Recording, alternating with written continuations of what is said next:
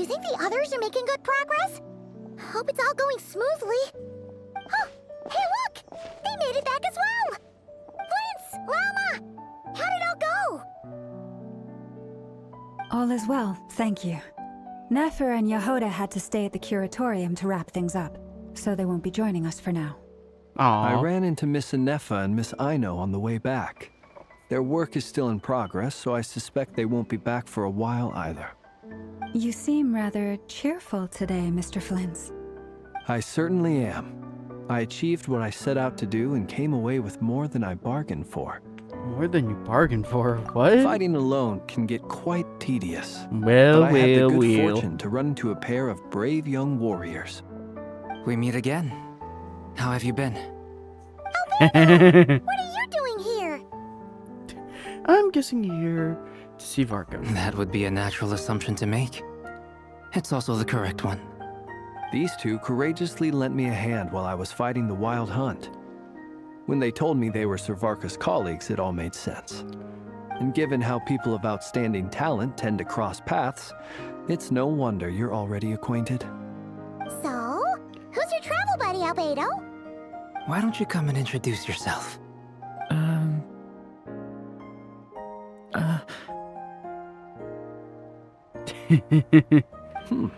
A gentleman of few words, I see, and a rather stern countenance.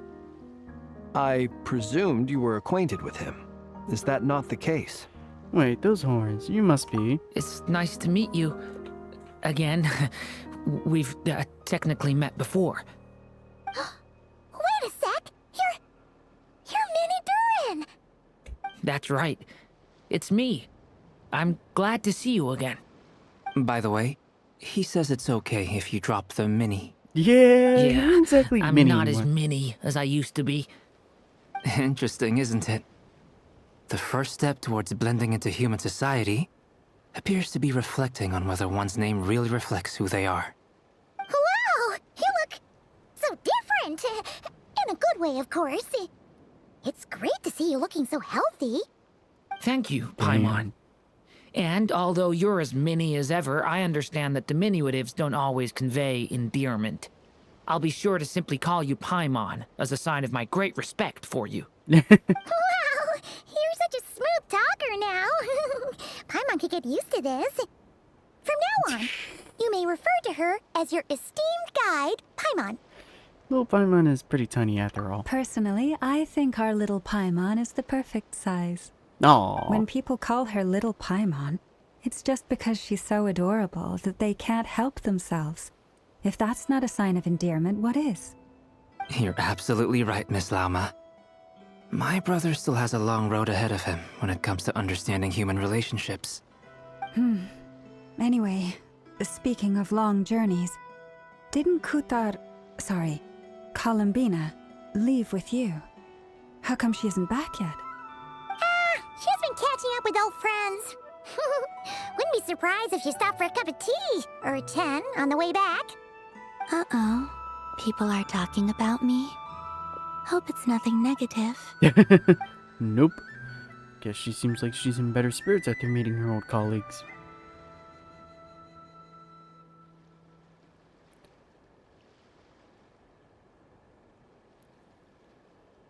Judging from your expressions, I'm guessing it all went well?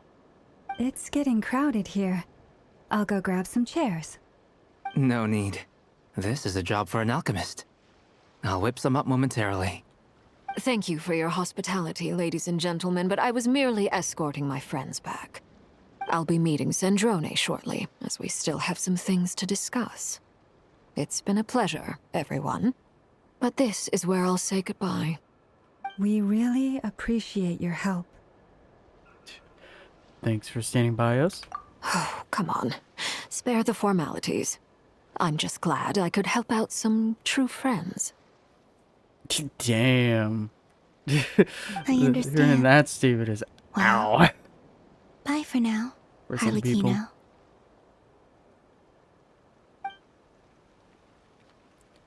Oh, this place is hopping. It's probably a good thing one of us left. Otherwise, we might not fit all these people in. Are you saying we're about to run out of chairs? As a matter of fact, I am. Come on in and see for yourself. A eulogy for fated Moonlight.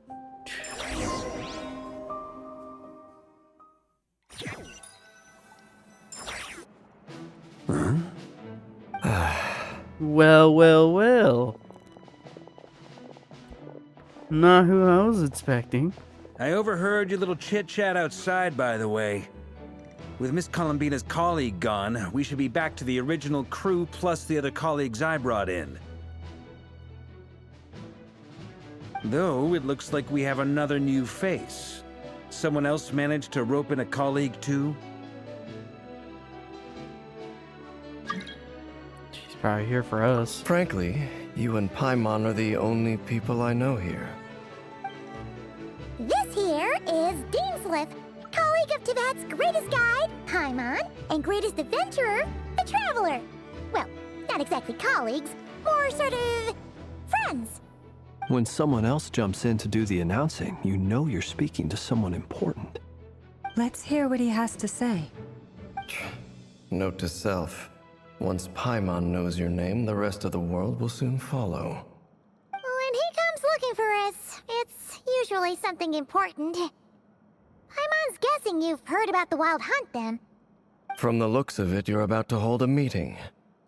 If I were to say that the Wild Hunt is our mutual enemy, would that earn me a seat at the table? As the saying goes, the enemy of my enemy is my friend. Mr. Dainsliff, there's a seat with your name on it. Though, I can't promise the same for everyone else. Hey, Albedo, think you can rustle up a couple more chairs? After all this time apart, Grandmaster Varka's first order is to rustle up a couple more chairs. I've missed this. Is he being sarcastic? Yes. Hey, he's your brother. Why are you asking us? I've still got a lot to learn about the nuances of human conversation. Trying to decipher Albedo's way of speaking has been like jumping in at the deep end. Oh, good point. Paimon gets you now. Don't sweat it. There are people who go their whole lives without getting the hang of it. You're ahead of the game already. Expert in the art of encouragement. What was that? I wasn't expecting that. It took me. Perhaps you should go and check in with her. If anyone can hurry her along, it's you. I just got back from the curatorium. Besides, aren't you curious to see what's taking her so long? Miss Nefer doesn't strike me as the type to share secrets. And since gathering intel is her specialty, I'm guessing she'd prefer to keep her methods confidential. Under such circumstances, would it not be tactless for me to impose? Oh, but it's fine for me to impose. What can I say? You have an unrivaled ability to garner people's affection, Miss Moonchanter. Besides, you have far more in common with her than I do. All right, then. Damn. Impressive. She barely fought back at all. I admire your powers of persuasion, my friend. As I'm sure Miss Lauma will realize soon enough, the trick in life is to always pitch in with other people's responsibilities so that you can be selective with your own. Another trick is to simply hide in the background. Spoken like a true sage. Anyway, looks like we've got some time to kill before the meeting. Let's take a little breather, folks. And feel free to chat amongst yourselves. We'll get down to business once the other two arrive.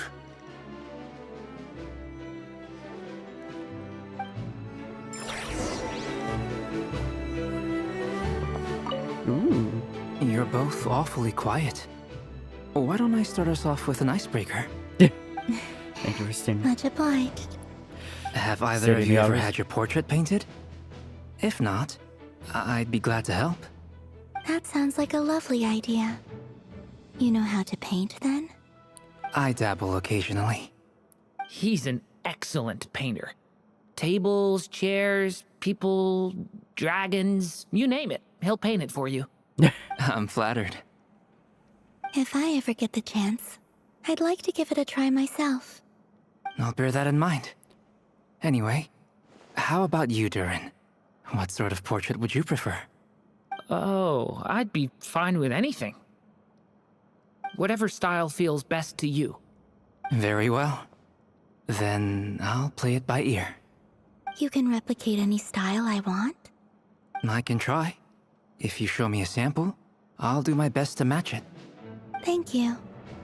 In that case, I'll dig up some reference material for you. Alrighty.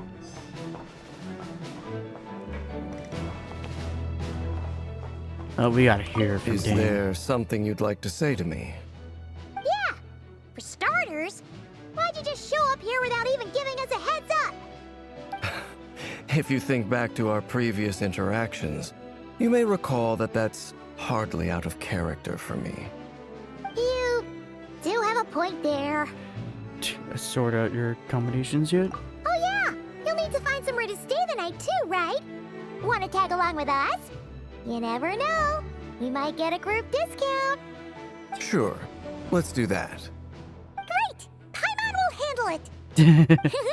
And in return, we can get Dainslift to be our very own personal bodyguard. Paimon, you're thinking out loud again. If that's what you had in mind, you should have said so sooner. I'd be happy to help. Oh, okay then. Paimon was only kidding, but good to know. Anyway, since we're all here together, we might as well watch each other's backs. That's just what friends do, right? Indeed. Thank you.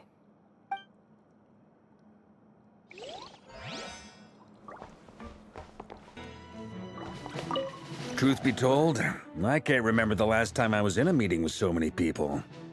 You're not alone there, my friend. The Lightkeepers also struggle to bring everyone together for a serious discussion. I don't doubt that. I've only ever met two Ratniki, one being you, and the other being that young guy, Itlua. Itlua is a good apple. I'll give him that. He's kind, honest, and regularly delivers supplies to my lighthouse. A true Ratnik to the core. In that sense, he puts me to shame. So you're what? A fake Ratnik? That's what it sounds like you're saying. But I get the feeling that's not quite what you meant.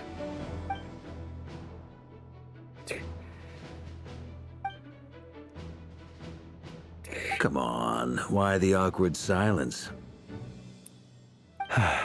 Sorry. I'm not even gonna bother trying to hide it. You've known all along, haven't you, my friend? Uh-oh. Now that was an awkward silence. Let's just keep this between ourselves. Probably best if Itlua doesn't know, huh? That goes without saying. Gotta be careful what you share with youngsters, after all. Anyone else in the know?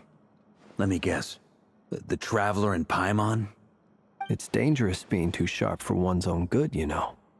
Then, in the name of the Animo Archon Barbados himself, I swear, your secret's safe with me.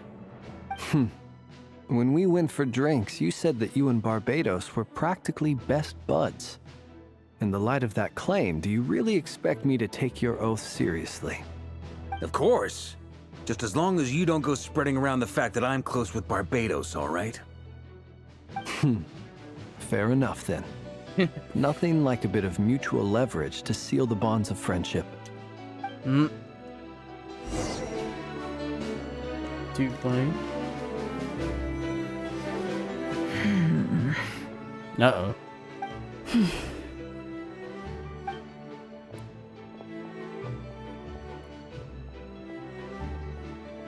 Ah, Miss Nefer. You made it after all. But what about Yehoda? I'm here to give you an update on how things are going on our end. Once this is over, I'll be heading straight back to continue my work. I left Yehoda back at the curatorium to watch over things while I'm gone. Huh. So much for just this once.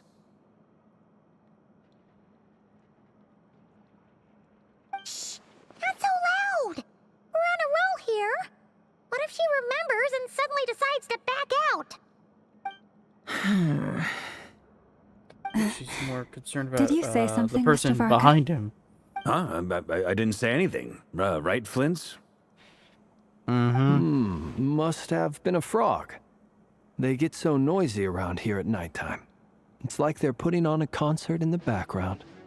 Anyway, before we begin, there's a few introductions to make. Let me start by saying that it's an honor to be speaking before so many distinguished colleagues and collaborators. First up, we have Miss Lauma. As Moon Chanter, she's the leader of the Frost Moon Scions, a local religious community in Nodcry. Then there's Miss Nefer, boss of the Curatorium of Secrets, an intel gatherer extraordinaire. Nefer is leading the investigation into Rerir's background, assisted by Yehoda and Lauma. From the little I've heard, they're making some great progress. Over here, we have Mr. Flints, a ratnik and guardian of the abandoned lighthouse. In our last operation, he courageously distracted the Wild Hunt to buy time for the rest of us. For those of you who've never met, this is Mr. Albedo, a renowned alchemist and captain of the Knights of Favonius investigation team. By his side is a new face for us all, myself included, Mr. Durin, who has come to lend his aid. Next up, we have the Moon Maiden and former Fatui Harbinger, Miss Columbina. Then we have the Traveler, who's earned more titles than I could possibly hope to list out, so I'll spare you the rundown. Acknowledging that And there's like Paimon, 30 million titles. the ultimate travel companion and quite possibly the best guide in all of Tevat. Wow! There's a long That's a lot list of people. titles. Great turnout! Miss Nefer, it looks like you might have another job coming your way, so, congratulations on the booming business, I guess. You think I haven't got enough on my hands as it is? Who's looking for me now? That would be me, Miss Nefer. I have a commission for you. And you are? Who I am doesn't matter right now. What does matter is that I'd like you to gather more intelligence about the Rerir of Solnari. Well, it's not as if we never take on anonymous commissions. But in your case, I'll have to decline. I'm gonna take a wild guess and say your job's probably more hassle than it's worth. Something about you seems like bad news. Really? It's my eyes, isn't it? Conrian, I assume. And what's with the mask? Are you trying to hide your identity? In any case, the fact that you're even still alive raises an awful lot of questions for me. And about My expected. name is Dainsleif. And yes, I am from Conria. As I'm sure you're aware, the Rerir of Solnari's real name is Rerir. He was once an acquaintance of mine. Really? Then you must have been quite an influential figure yourself. You flatter me, but none of that matters anymore. My point was simply to clarify why I have asked Miss Nefer to investigate Rerir's background. So you're both from Conria, and it sounds like you used to be friends? What am I missing here? Surely you already know how he became one of the Five Sinners. Really? I'll tell you everything I know. The history of Conria, the names and identities of the Five Sinners. I remember it all like it was yesterday. I have never spoken openly of this before. But the truth was exactly as people say. The Five Sinners were each driven by their own desires, and it was by playing upon these that the Abyss tempted them to their fall, tearing Conria apart in the process. The visionary, Vedafinir, who wished to foretell the future. The wise, Haroptatir, who sought limitless knowledge. Gold, Rhindaughter, who desired to create life. The foul, Sertologi, who pursued supreme strength. Well, And two of last, those we know but not right off the least, bat. Rerir of Solnari, Rerir, Ravager of the Moon. Oh, Of the well, five, that makes sense. Rerir is the only one who remains a mystery to me. He never harbored grand ambitions. So what changed in the space of a single night? How did he come to fall like the others? In other words, you're saying that his change came as a shock to you, and you have no idea what actually happened? That's right. You mentioned how the Abyss tempted them, which led to their fall. But what did that look like in practice? And what other context can you give me about the events of that time? The more detail you can give me, the better. Strangely, now that it comes to it, I hardly know where to begin. The fateful night took place during the era of the Eclipse Dynasty. One day, my elder brother, the visionary, Vedifenir, was summoned to the palace by the Vinster King, only for the king to gouge out his eyes and cast him into the dungeons. Ow. When I came to hear of this, my fury knew no bounds. I gathered together every ally I thought I had, and together, we set a night to storm the palace and free Ved.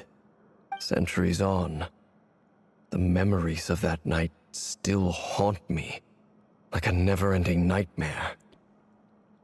We broke through the palace gates, just like we had planned, each striking towards our separate targets. But then, I was betrayed.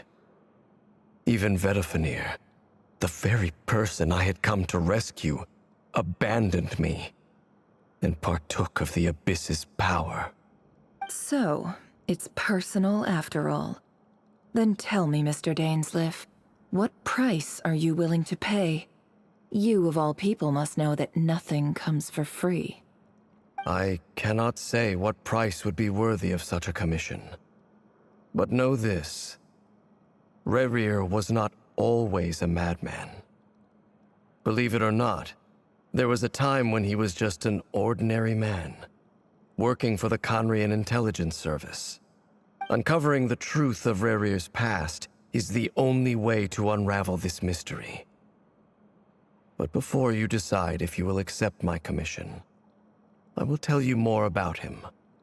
Enough, I hope, to help you plan your next move. Sounds pretty good to me. Feels like we just flagged down a random passerby, only to discover he's actually a master strategist who has a score to settle with our enemy. Who knew having a Conorian friend would come in handy? Can I borrow your halo? It could be useful in the lighthouse. Hey, enough with the wisecracks! Besides, isn't that lamp of yours bright enough already? Relax. It was meant to be a compliment. If that was a little over the top for your liking, I'll make sure to tone it down next time. I'll give your proposal some serious thought, Mr. Dainsleif. Let's speak in private once the meeting is over. Before that, there's a few things I'd like to share. You recount the meeting in the nave and how the iridescent moon mirror was retrieved from the crimson moon space. Make it clear that the knave chose to help you of her own accord, and then conclude by reporting how the hearts of the three moons are finally in your hands. Now that we've united the hearts of the three moons, your power should be greatly enhanced. But it seems like that hasn't happened yet. I believe it will take a little longer. You've done so much for me, so I want to be completely honest with you all. Even though I'm doing a lot better now, the truth is, my recovery will likely be an ongoing process. From the moment I was born, my power has been slowly ebbing away. And that is because Tevat has never accepted me. Even with the moons united as one, it seems my rejection cannot be undone. So far, I have yet to find a solution. It may turn out to be a problem that will plague me until the day I finally leave this place behind. Even so, I will do everything in my power to help you drive out the Rerir of Solnari. As Arlecchino put it, this is not about chasing the spoils of victory. It's just a gesture of heartfelt gratitude. Kutar. She seems more energetic and positive than she did when we first met. No kidding. She's a lot more out there now.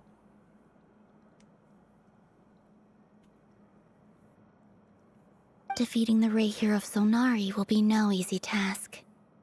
While my strength slowly recovers, we'll also need to gather more intel. Naturally. We should take all the help we can get if we hope to defeat him. We've considered several viable plans now, but our choice hinges on the answers to a few key questions. Is it even possible to kill Rerir? What experiences shaped the person or monster he became? And what's he really after? Given Albedo's expertise in alchemy, I think we should leave him to try and answer the first of these questions. Understood. As for the other two, I'm afraid we'll have to count on you again, Miss Nefer. Believe me when I say it's not my wish to burden you. But right now, relying on your skills is our only option. So you're placing all your hopes on me, huh? We can't thank you enough for agreeing to help us. Honestly, I can hardly believe how lucky we are. You sure have a talent for changing your tune, Miss Moonchanter. Timid like Yehoda one moment, then flinches insincere flattery the next. Ladies, please. I must object to your portrayal of me. That's all. Feel free to keep bickering. Just pretend I'm not here. I almost don't want to leave this room. I'm curious to see how this plays out. I have faith in you, Miss Nefer. Damn. Something tells me you'll stand by us until the very end. Oh? And what makes you so sure of that? What if I suddenly decide that my compensation is insufficient? This isn't about the money. I can sense that you've got a deep-seated distaste for Rerir. And knowing you, that alone is motive enough. Look at them getting along so well. Like two peas in a Goddamn, pod. Marka. And I'm the one they accuse of insincere flattery. There is no justice. Goddamn. Miss Lauma, you have to understand something. Unlike you, I don't actually enjoy having everyone's hopes on my shoulders. Is that right? Well, maybe the fact that I'm willing to put my hopes in other people says more about me than you. But the fact is, I also trust you. And that's because I know that you're someone we can count on. Anyway, we've got our plan, so let's get moving. Mr. Dainsleif, let's talk. And Traveler, once we're finished, if you've nothing else planned, I'd like you to come with me. This whole experience is teaching me a lot. For instance, I now know that when other issues come up in the future, I'll have far more luck getting Lauma to convince Miss Nefer than trying to do it myself. Hate to say it, friend, but that's one of the funniest things I've heard in a while. Goddamn. Why? You think I've got it wrong? Quite the opposite. But what makes it so hilarious is how long it's taken you to realize. Nefer and Dainsleif converse intently for quite some time. From the gravity of their expressions, you could tell how heavily the next stage of the plan weighs upon them both. At their short chat, Albedo and Dern head off with Varka on what they describe as a simple finding mission. Lama steps out for a while and comes back loaded up with emergency medicine. She tells you that while people rarely expect to get hurt, it's her duty to be ready when they do. You and Paimon wait patiently for Nefer, content to see how well everyone is working together. Once Nefer is finished, you follow her and Lama back to the curatorium. Wow, just talk about just making several scenes just shorten it.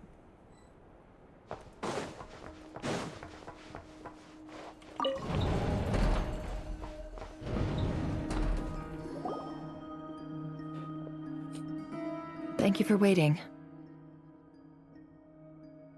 It's okay. We actually used the time to help Dainsleif get a room at the hotel. That's very considerate of you. Now, I trust you share my curiosity about Rerir's past, and you seem fairly familiar with Mr. Dainsleif already. That's right. We've known each other for quite some time now. We spoke at some length after the meeting. He was the one who suggested I should invite you to join this operation. He feels confident that these secrets will be safe with you. Dane has a lot of faith in us, that's for sure. Thanks for your trust too, Nefer. Likewise. I appreciate that you got right on board without interrogating me about why I invited you. It shows that you trust me to explain everything in due course. That's because we know what you're capable of. We appreciate you too, Nefer. You might have been forced to help in the beginning, but this time, it was your choice. That's one way to put it. Another is this, that once a decision's been made, it's set in stone. After that, my only goal is to see it through. Alright, so here's how it is. I'm going to access Rerir's thoughts again using my confidential method. Now, I'm sure you've seen things like this before on your travels, so you're surely well aware of how dangerous it can be. The reason I've gathered you all here is to ensure my safety during the proceedings. I plan for us to enter the fragment of his consciousness together, and once inside, I will focus on searching for information. Think of this as a diving expedition into someone's brain. If I'm the diver, you are my safety equipment, tasked with keeping me alive while I'm under the surface. Once the ceremony begins, we will all be spying on privileged information. But in the interests of safety, you must remain absolutely silent at all times. We will discuss our observations after the ceremony has concluded. Lastly, any individuals of a weaker constitution are advised not to partake in the ceremony. In any case, Paimon has her own job to do, which requires staying in the room, but not joining the ceremony. Never consciously left out the details of her confidential method. Yeah. Not like we've seen it.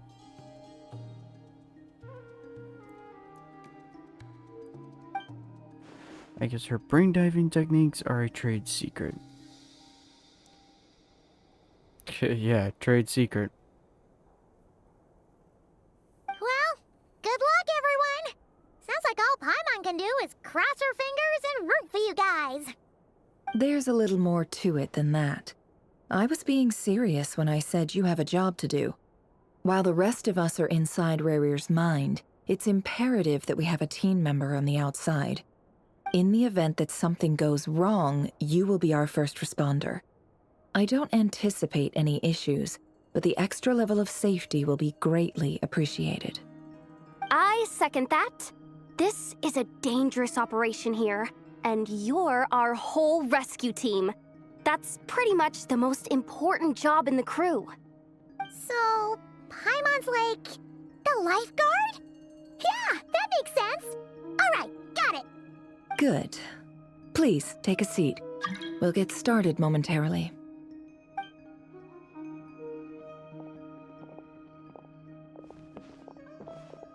So, did Mr. Dainsleif tell you anything else?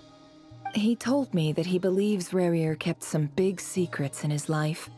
He's not sure that they were the cause of his eventual downfall, but he's asked me to uncover what those secrets were all the same.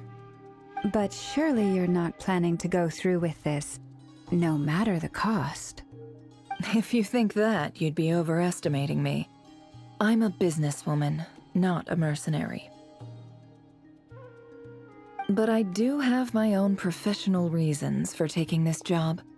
You think I'd turn down the opportunity to get a first-hand glimpse into Conrian history? Nah, no fair. chance.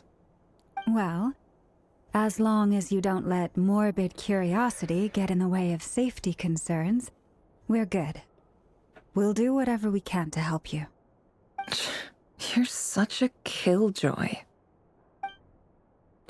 She's got incense, candles, feels like a summoning, almost like feels like a summoning ritual. You don't say.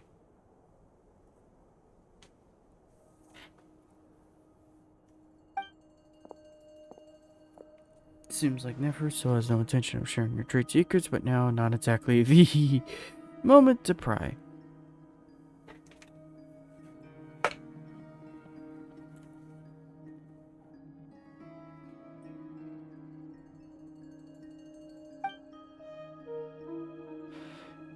See, there's a chest set on the table. Could that have something to do with her intel gathering methods?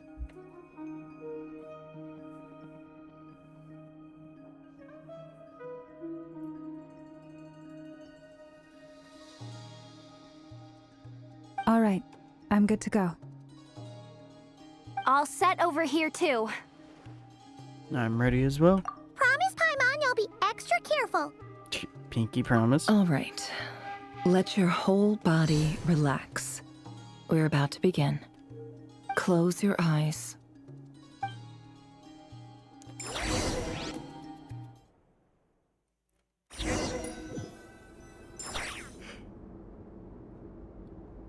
Phew.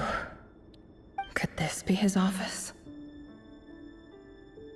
Pretty standard setup. Bookshelves, paperwork, files. According to Dainsliff, Rerir used to be an intelligence operative. Chances are there's plenty of top secret intel stashed away in this room. Is this where you keep your secrets, Rerir? Can't say I'm not looking forward to this.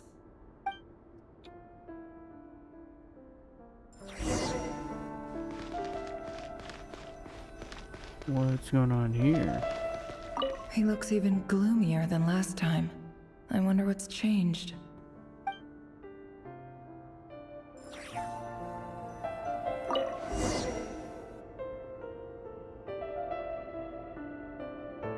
Today's files are in. Time to wade through them, just like usual.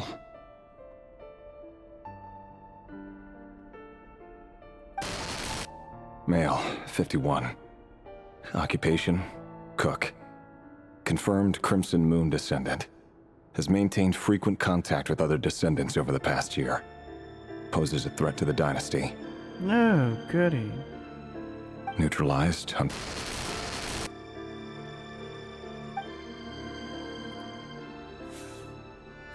This one should be archived under purged targets.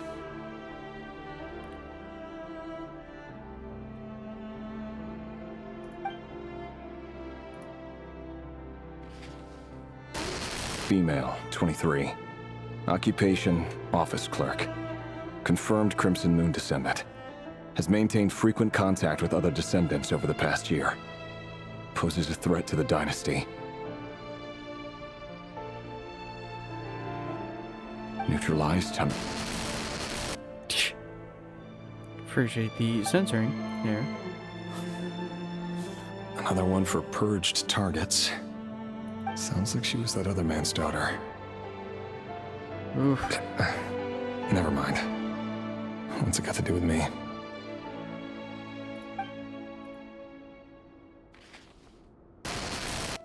Male, 40. Occupation, teacher. Confirmed Crimson Moon descendant. Has been observed making contact with other descendants during the past year. Poses a threat to the dynasty. Neutralized on... The censoring Just sound another effect. nobody for the archive. Come to think of it, I remember surveilling this man. A case like his never would have been considered a priority in the past. Huh. He barely even interacted with other Crimson Moon descendants. Oof. Female, 16. Occupation, none. Orphan and confirmed Crimson Moon descendant. Uh-oh. Has been observed making contact with other descendants during the past year. Poses a threat to the dynasty. Neutralized on... Filed. I have no recollection of this girl. None whatsoever. She doesn't seem to be anyone important, but then again, how many of them really are? Ouch. Female, 13. Oh, Jesus Christ. Occupation, none. Orphan and confirmed Crimson Moon descendant. Has been observed making contact with other descendants during the past year. Poses a threat to the dynasty. God damn. Neutralized on... Good lord, even... Filed. Good lord. Yeah, I would imagine having enough blood on your hand. Yeah. Male, 11. Oh, Jesus Christ. Occupation, none. Orphan and confirmed Crimson Moon descendant. Has not been observed making any contact with other descendants during the past year. Poses a threat to the dynasty. Oh, good lord. Neutralized and...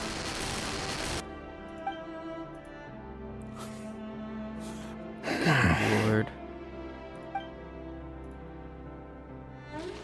Why do I have a concern where this is going? Male. 6. Occupation, none.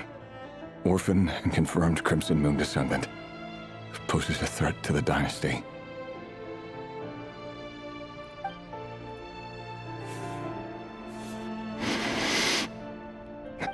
It's funny, isn't it? Your job is becoming both harder and easier at the same time, depending on how you look at it. Sooner or later, the Crimson Moon descendants will be completely wiped out. But as their numbers dwindle, they become harder and harder to track down. That's not how it is.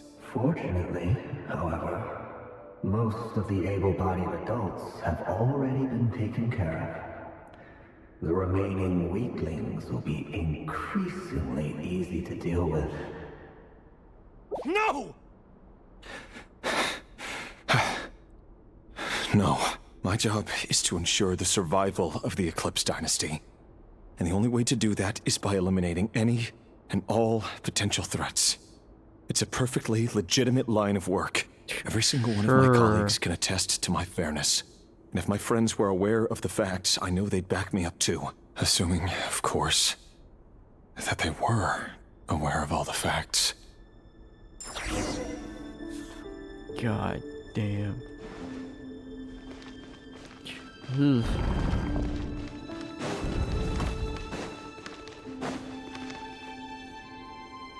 Mr. Vedifalnir?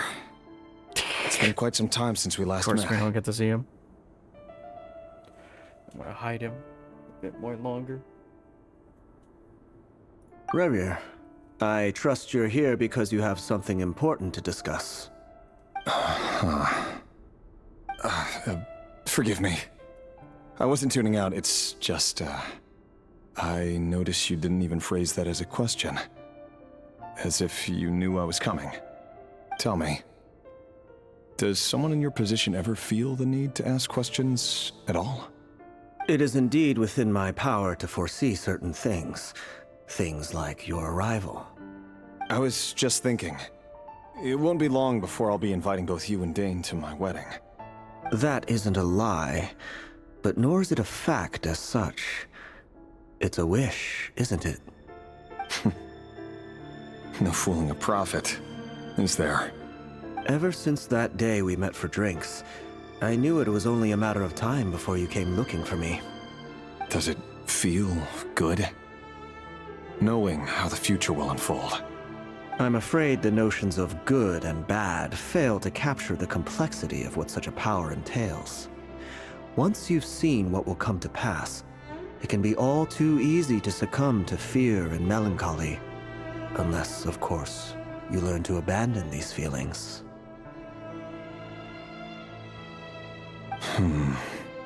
Interesting. You fear my silence, and long to hear the words I left unspoken that day. That's right. You must have noticed my reluctance to broach the subject. And the reason is simple. Because the truth could never have lived up to your hopes. For both our sakes, such words are better left unsaid. The burden of prophecy was never meant for your shoulders. So who exactly do you deem worthy to hear your prophecies? None but our exalted king? Or rather, our king as he once was. You're closer to his majesty than I am. You must know better than anyone how much he's changed. Oh. You say that as though it is to my benefit. Yet precisely because of that, I dare not speak rashly. A king can turn out to be the most virtuous of rulers, or a tyrant more terrible than the most vicious of dragons.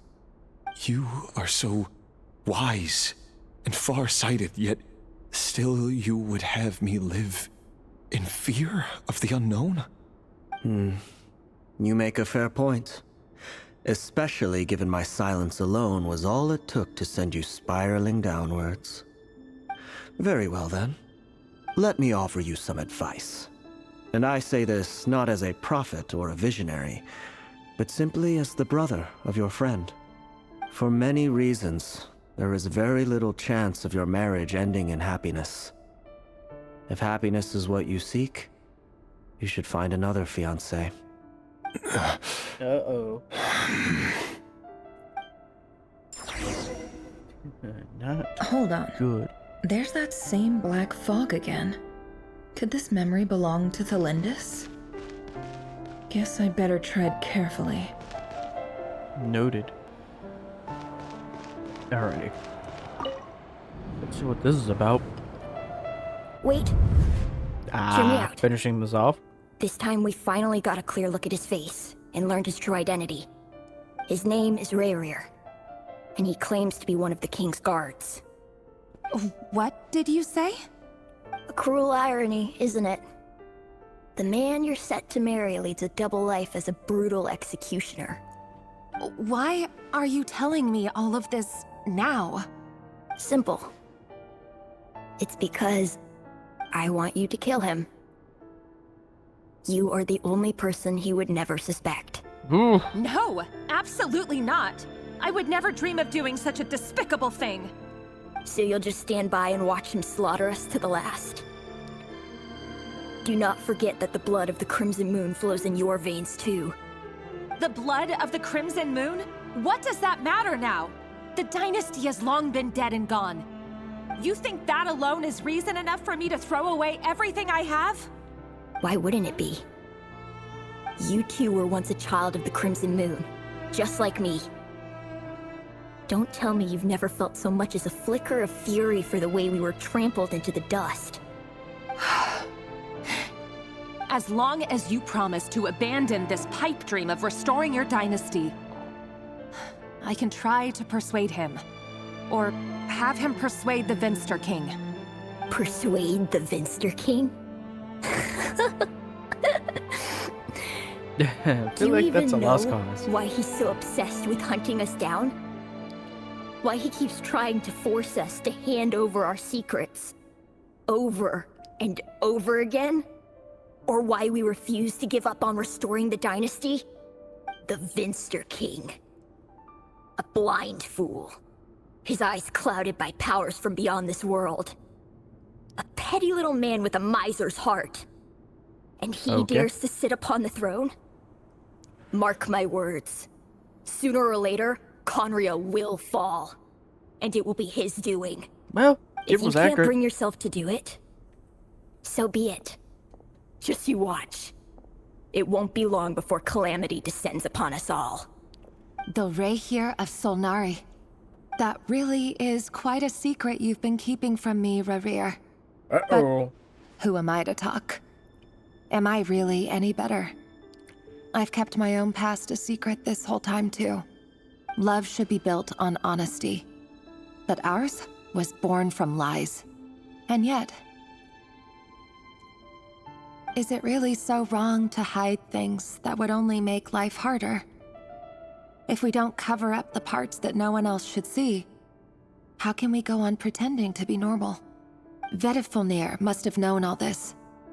And that's why he made his prophecy. In the end, nothing stays hidden forever. Oof. But I won't just sit by and watch this disaster unfold. I'll do everything in my power to protect what I cannot afford to lose, no matter who I have to face.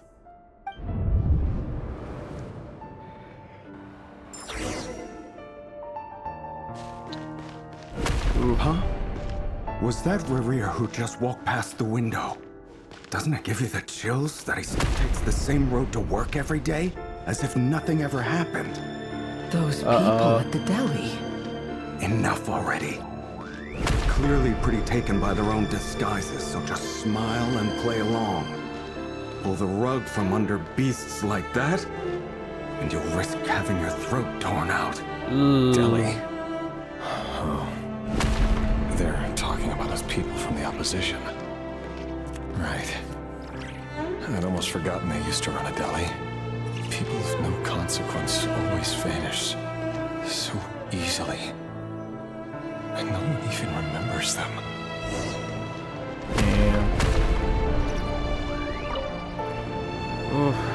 But surely you can see he's not the man he pretends to be.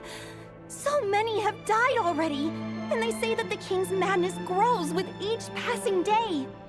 We're not going to survive this, are we? But why does it have to be this way? Do we really deserve to die just because of the blood that runs through our veins? Felindis, are you even listening? Sorry, Freether. My mind was off wandering. I heard you, though. You're talking about what Rerir said. He's just following the king's orders. He's a secret agent, and it's his job to hunt down rebels and dissidents. By the time you first met him, he'd already taken lives. Maybe he was using you from the very beginning. No. Rerir has no idea I have anything to do with the Crimson Moon. My family are only distant relatives of the main lineage, and besides, my eyes are perfectly ordinary. Truth be told, apart from my teacher, pretty much no one knows I have any connection to any of it. It's been a long time since my family severed ties. But as Orlog said, who could possibly talk sense into that raving lunatic of a king? No one. I'll work something out. Trust me, I'm with you all. But for now, you need to keep yourselves hidden. Don't let anyone find you, anyone at all. Don't forget that Rerir is an Eclipse operative. You need to be extra careful when he's around. And when I am too. For now, don't come looking for me. And if anything happens to me, just act like we've never met. If even you can't escape this, what hope do the rest of us have? But after all this time together, surely he wouldn't lay a hand on you. I won't speak in his defense, nor can I give you a clear answer to that question. But I'll do everything I can to put an end to this. Here, hold on to this. If an opportunity to escape presents itself, take it. You'll be glad you took some spare change. You call that change?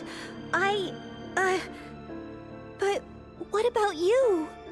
I've got a job, and there's still money coming in. But you can't go anywhere right now. Please think about yourself for once.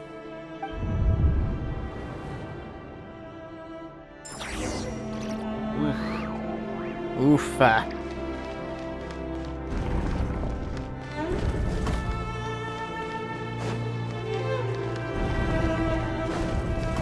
Another day, another round of assassination training.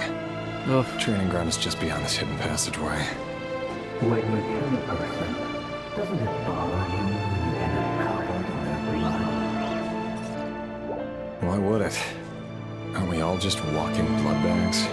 Not everyone Damn. is hunting down others like prey. You've been a hunter for so long now. You seem to have forgotten that most people don't just go around killing one another. Leave me alone. Kibble somehow. Okay.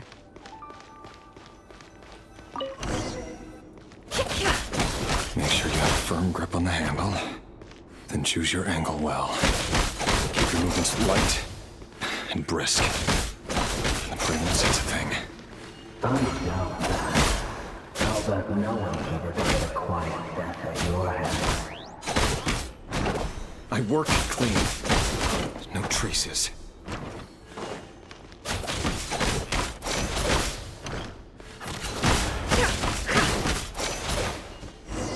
That doesn't make it open to the world. The king just happens to need you right now. What if he doesn't? That won't happen. He's changed. Ever since he fell under the spell of that power. He only had you take out a handful of it. Now. The ones I dealt with have always been guilty. And I've carried out my work flawlessly.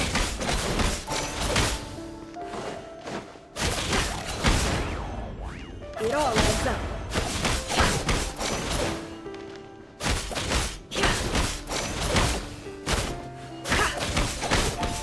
Interesting.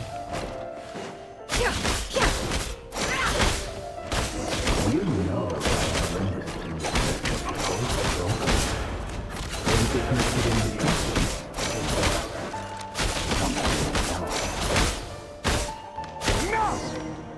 Ooh.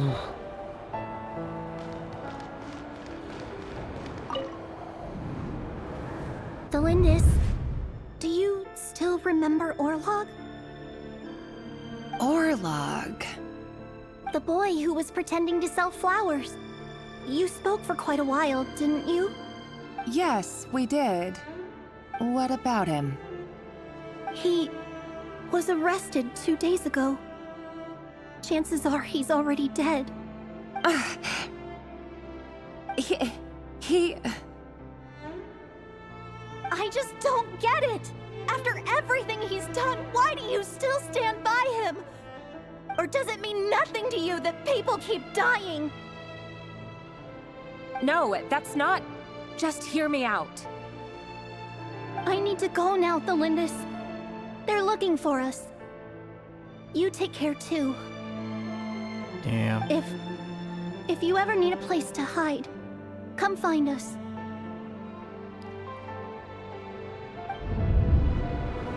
Oh.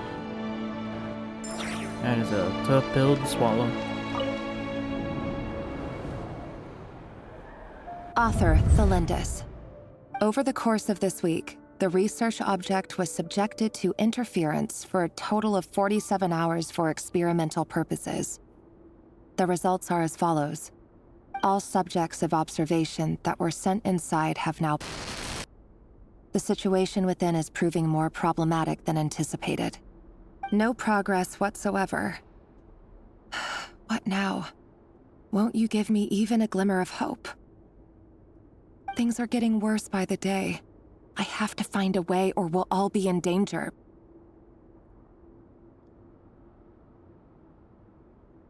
But I... If all this research comes to nothing, what then? Sooner or later, it'll be my neck on the line. But could he really bring himself to kill me? No. Surely he wouldn't have the heart. Oh.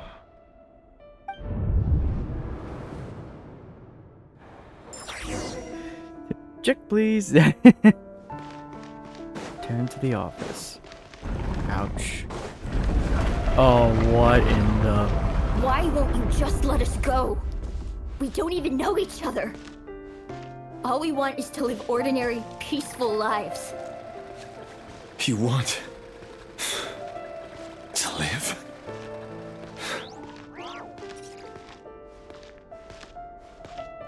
Yes. I just want to go on living. Is that really such an unforgivable crime? Damn. You want to go on living. I want to keep living too. To keep living forever. That's why I have no choice but to continue on the path I'm on. If only some savior would suddenly swoop down and change the way the world is. Too bad that's not going to happen. I was gonna say, this must have been before the Travelers. Imagine that. If there really were such a person, you and I wouldn't be standing here like this, would we? Man, that's just messed up. Like, I can't even condone his actions anymore. Bruh. So these files are in.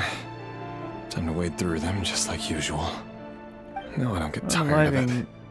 It's my job. Adult, but kids, and not only am I lucky to have it, I feel I'm like we good all at it draw the too. line there at that point, at morality. Wait. That's... Yep, there it is. Thelindis? Yep. No. No! Why? But you bear no mark of the Crimson Moon. How could you possibly have anything to do with them? It cannot be! A diluted bloodline. Carefully concealed. I see it now. You've been living in the shadows just like me. What a fool I've been. Numbing myself with talk of justice. Even imagining my friends would back me up. But in the end, Irminsul. Finster King! How far are you going to take this? From the direct bloodline to secondary offshoots? And then what? Today is the descendants of the Crimson Moon. Who will it be tomorrow? Will you not rest until everyone down here is dead? No. This cannot go on. This is where it ends.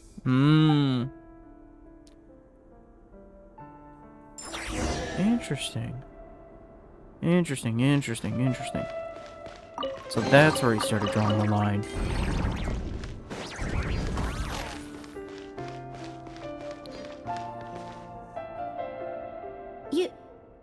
You're really letting me go? I am. As long as you can guarantee that no one will find you. Don't worry, I'll be extra careful. No one will know I was here. But what about you? Me? If you let me go, you won't be able to complete your mission, will you? Good point. In that case, maybe you should stay. No, please! I just want to see the outside world again. God. Go on living. I can't even stomach this. Yes, I know you're a man of your word. Just seeing this So is making me please, just want to just curl let me my go. toes. If I let you leave, what will become of me? Bruh. Just kidding. Go, now. I was about to say, Remember, it's one thing to just unalive don't let people. anyone know you were For some caught. BS nonsense. We'll be seeing each other again very We soon if you can't. do. I feel like everyone draws the line when it's a kid. Even shadows in the dark must live by a code. But you can't save everyone. You've been whispering in my ear for days now, Vedifilnir. What are you trying to do? Break me down? Oh, is this I Vedifilnir? only say this because you long for an answer to your problems. Let her go, Rerir, or you risk losing everything. I will not abandon Thelindis. Then you'll need a little more vigilance and a lot more power. The world is changing, Rerir. Keep your eyes peeled for your moment of opportunity. And that voice used to be so unclear. But now I know exactly whose it is. It's Vedifilnir. He won't tell me how to actually resolve any of this, but he keeps trying to manipulate me like a puppet. What's his game here? Tell me then. What will this moment of opportunity look like? And no answer. He's like a ghost. Always disturbing me when I'm on edge, but never answering when I need him most. So, the Eclipse Dynasty was purging, well, massacring the descendants of the Crimson Moon. And it seems like it was all connected to the Vinster King's research. The King's obsession with abyssal power left the future of Conria hanging in the balance. No wonder every aspect of Rerir's life was so unstable.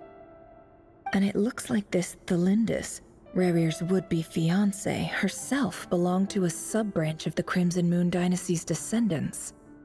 It almost defies belief that a couple like them could hide the truth from each other for so long.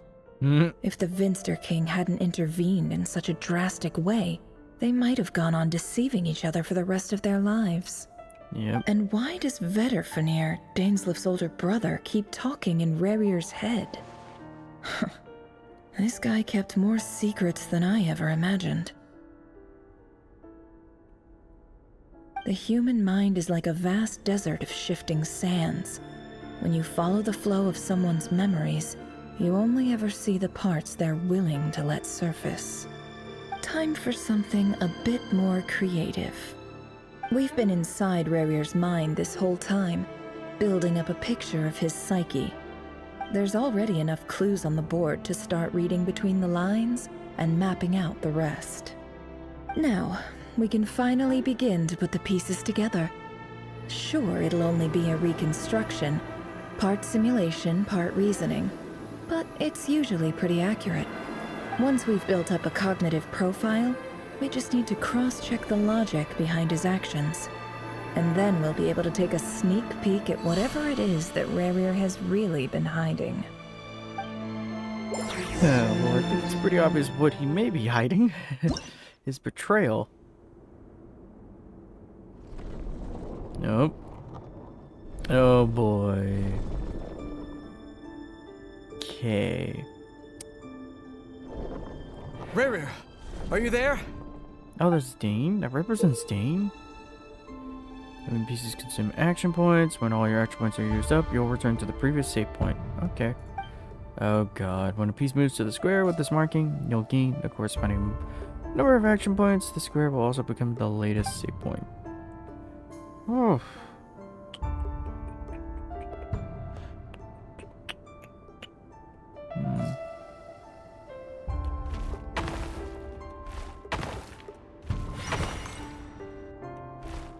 Oops.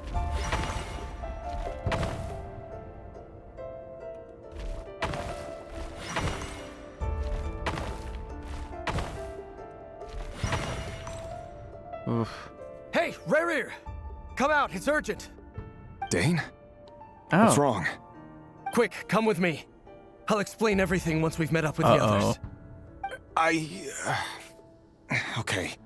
I'll come. But the Lindis is still over at the Universitas. I'll need to leave her a note.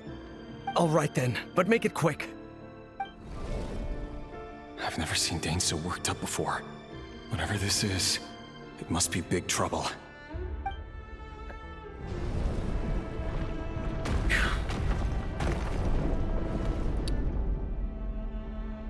Yeah, now I'm a little worried. Make use of movement squares to move pieces in the marked direction. Move in this way. Do not consume action points. Alright.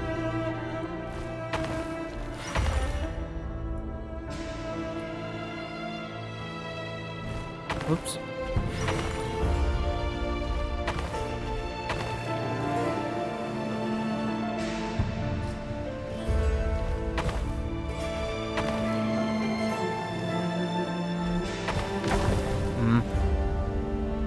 Yeah, this is gonna be interesting.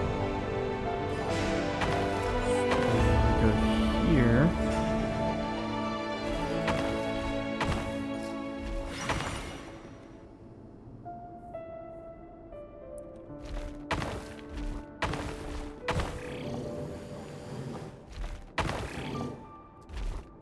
That's that one up.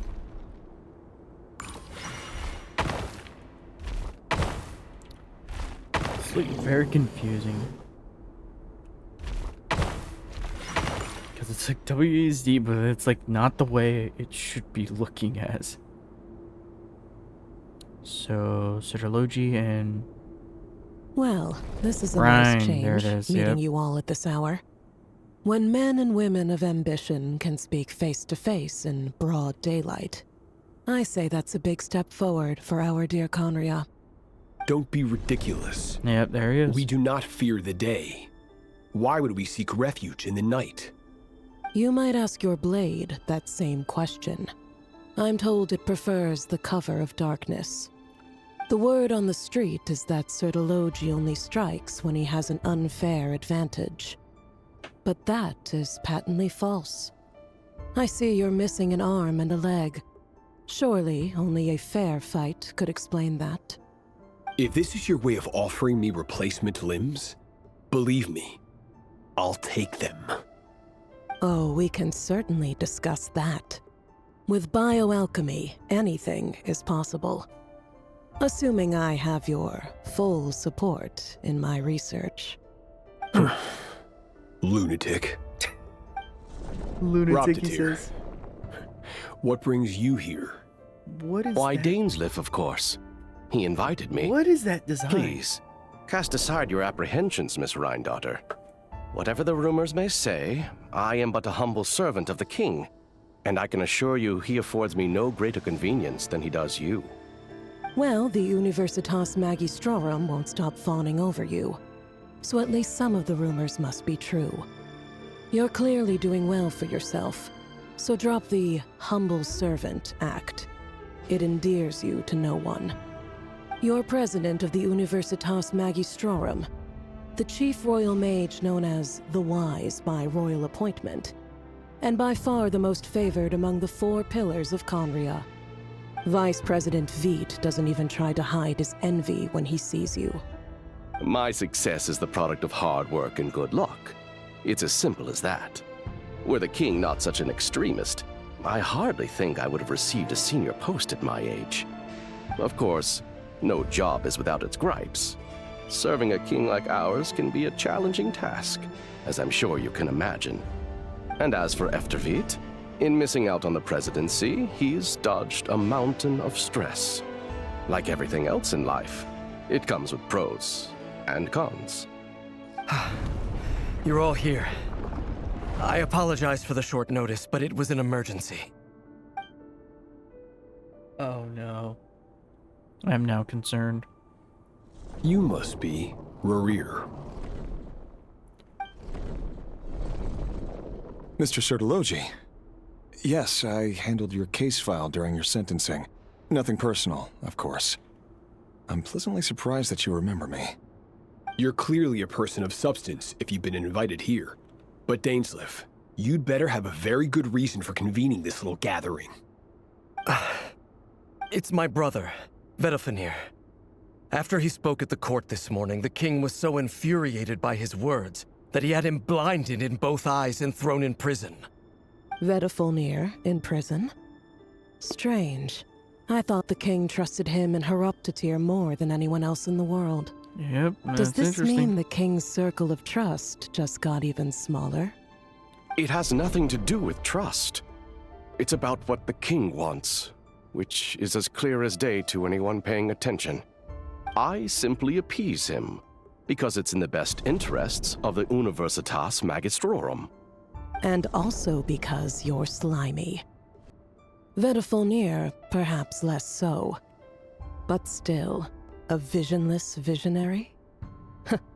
It rather inclines me to think that qualifications are not what get you ahead in Conria. Do you honestly think this is an important discussion to be having right now? Dane, what are you planning to do? Rescue Vedalfenir, I assume. Correct.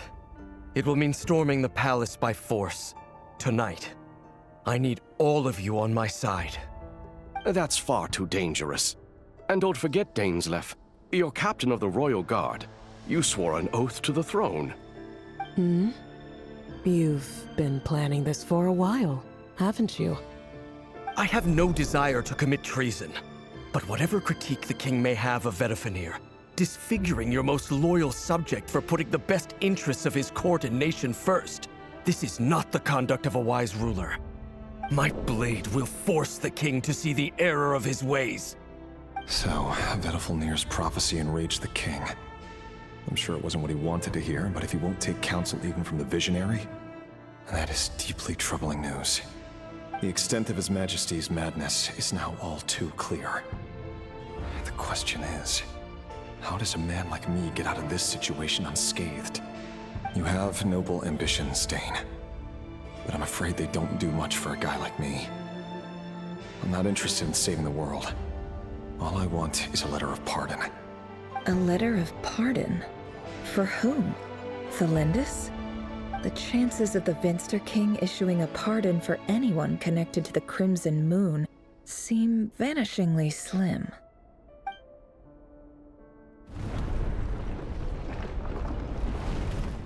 Okay. Oh boy. This black fog over the board must have some connection to Thelindis. But why is it taking this form? Does it have something to do with Rerir's past? Another mystery I'll need to unravel.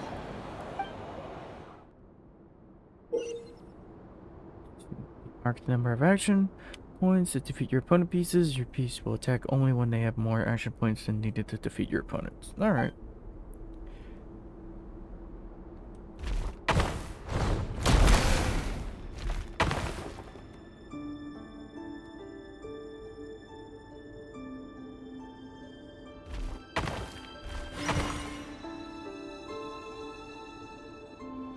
Good lord.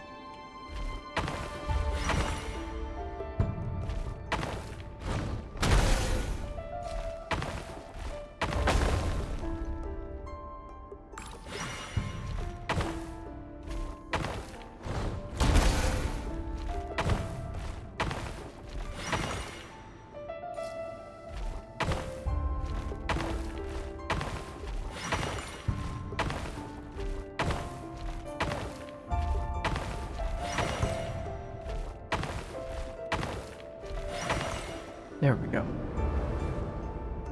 I was a little worried about this. Author sequence. Thelindis. Over the course of this week, the research object was subjected to interference for a total of 60 hours for experimental purposes. The results are as follows. Research dating back to the Crimson Moon Dynasty has established 2 points regarding moon marrow. Firstly, its origins have something to do with a god's power. Secondly, it serves as a portal to an as-yet indeterminate location. Moon marrow can thus be defined as a spatial gateway. However, there are a number of hurdles to overcome before we can answer the question of where it leads to. To start with, opening the gateway requires a specific power source, which the relevant literature indicates an enormous amount of power is then required to keep the gate open. Currently, the total power output of our instruments remains in the single digits. To make matters worse, I am now the only staff member remaining in the Moon Marrow lab. The Universitas Magistrorum recently decided to move most of its personnel into abyssal energy research, which has stymied all Crimson Moon-related projects. This is not a wise move. I have always maintained that placing all our hopes in a single source of power is risky, especially one as poorly understood as this. As well as making ourselves overly reliant on a single resource, we are neglecting other promising technologies. I apologize if this comes across as disrespectful. But as a Moon Marrow researcher, I desperately want to see the world beyond the gateway. If we really made it there one day, what would we find? And how would we go about taming the unknown? My imagination is endlessly fueled by questions such as these.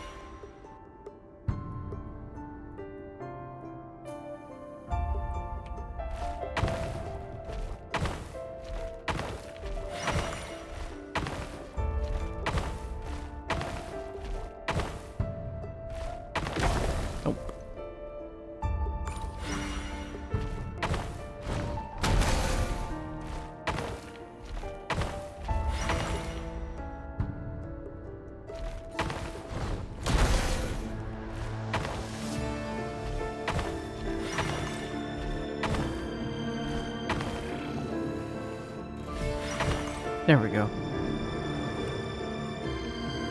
This is for you. I heard you're gonna leave the city with your parents. Thelindis, did you hear about what happened? I've heard nothing. Rerir got back very late last Friday, and he was acting a little unusual, but he slept pretty well, so I'm guessing whatever he did was a good deed.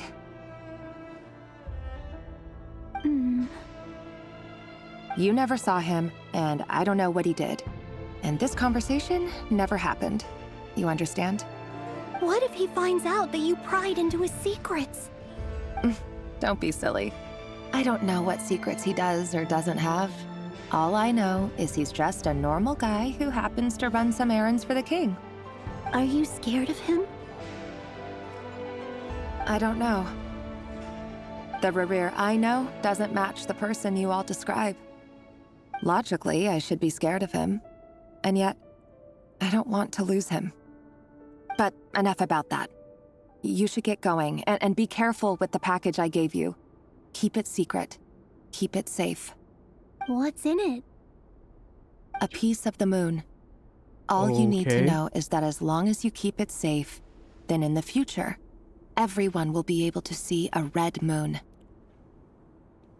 A red moon? You mean our moon? That's right. Our moon. Promise me you'll look after it. I promise, Tholindis. The Crimson Moon bloodline will never die out. Its light, the color of blood, will become like a fire that flows in our veins, no matter how long it takes. Interesting.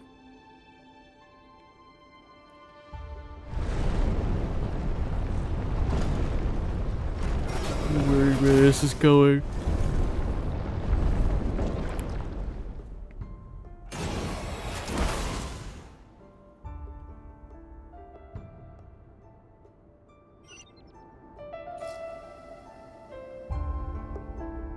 Oh, okay, so we have to get over there. Well, this is gonna be fun.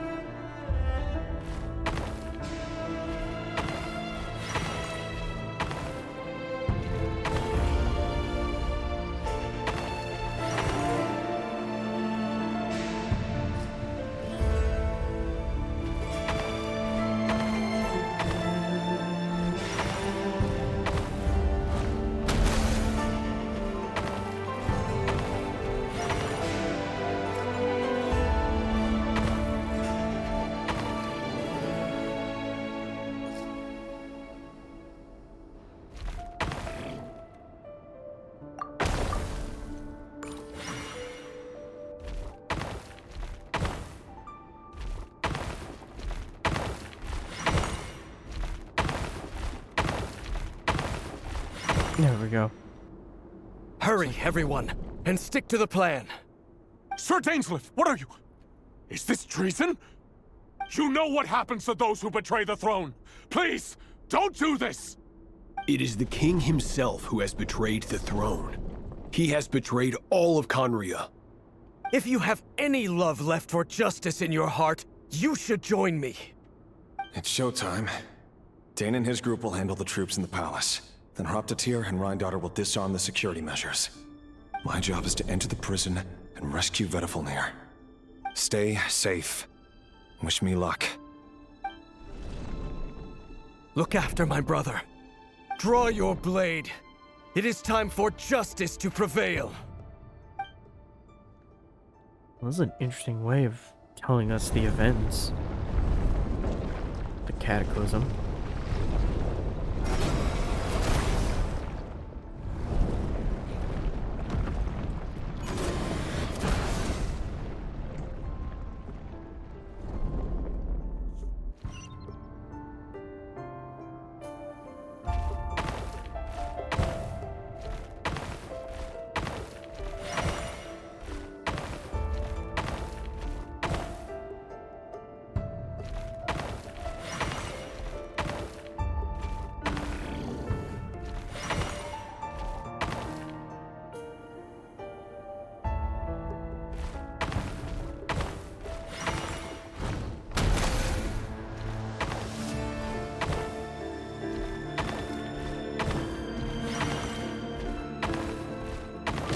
Damn it.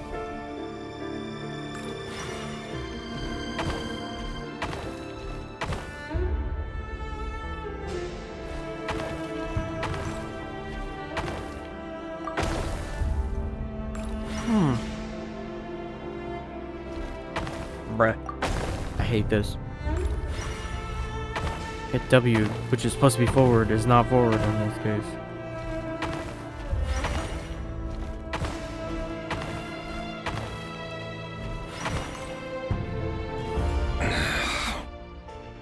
This place is filthy. And the smell is abominable. Clearly, the king doesn't allow his prisoners a single shred of dignity. This is dire. Found you. Hello, Mr. Vedafilnir. Ah, it's you. Surprised? Oh, wait. I guess surprise isn't an emotion that prophets feel very often. I certainly felt some surprise in the moment when I was blinded. Surprise at the king's sheer ignorance. Surprise at just how unfairly this world responds to words of earnest remonstration. I'm curious. What did you prophesize this time? It wasn't a prophecy. It was a word of warning.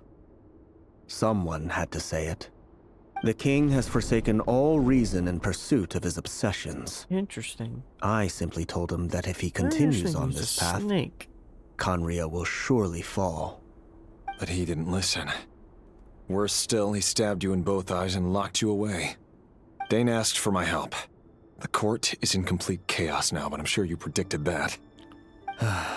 Everything is transpiring as I foresaw, yet I am powerless to change it. Fate is an immutable force. I can but lament as the inevitable unfolds. I do wonder whether giving a man the power to see the future does nothing more for him than slowly crush his spirit.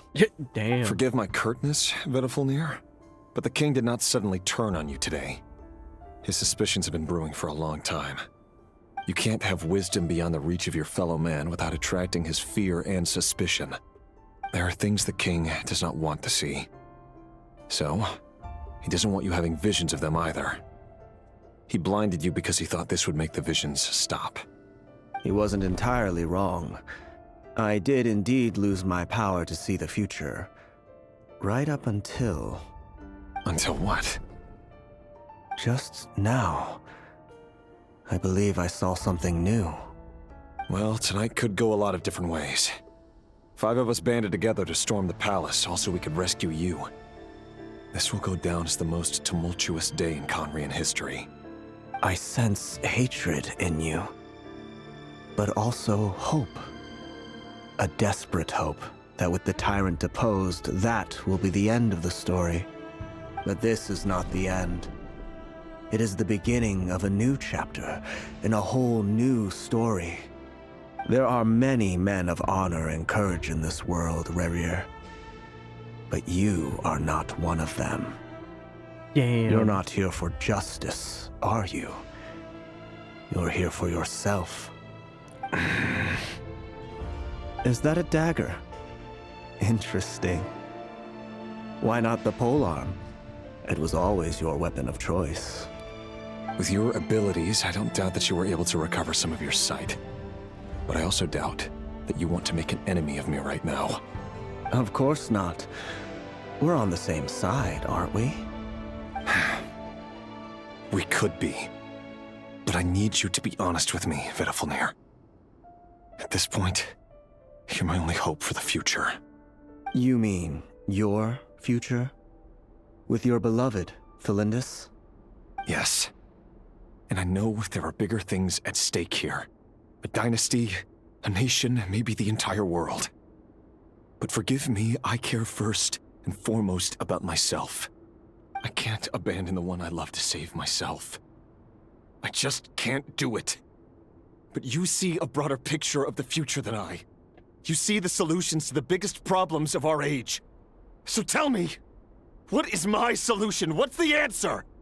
In matters of fate, answers are either right or wrong.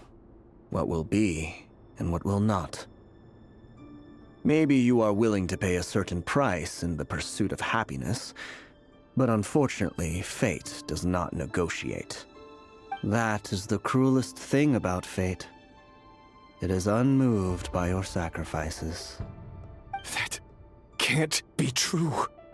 I know it's your voice that I keep hearing in my head, urging me to see how the world is changing, to seek more power, so I can protect the things I love.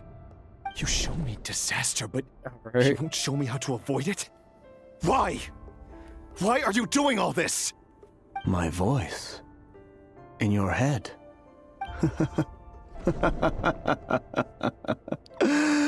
So, you hear it too? The voice that steals your mind, gains your trust, and drives you crazy. It turns out that we are not so different, you and I. Vedifilnir just broke into the strangest smile I've ever seen in my life, as if he'd discovered some monumental secret. But then he suddenly switched to looking extremely weary. Very well then. My advice to you is as follows. You must persevere. Whatever trials and tribulations you may face, be steadfast in the belief that they are your path to the future. For as long as you live, your story with Thelindis shall not come to an end.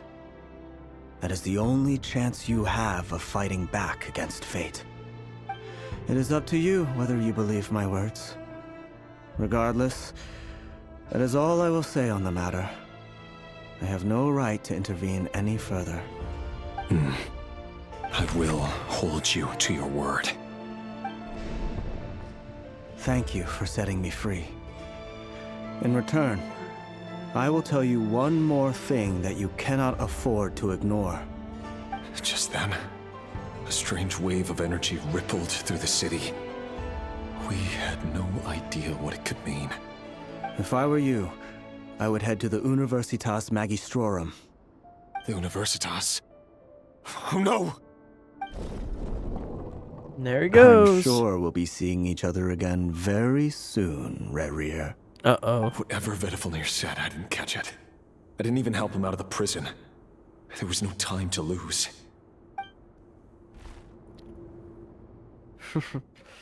That don't sound good. At all. Sounds like the words of betrayal.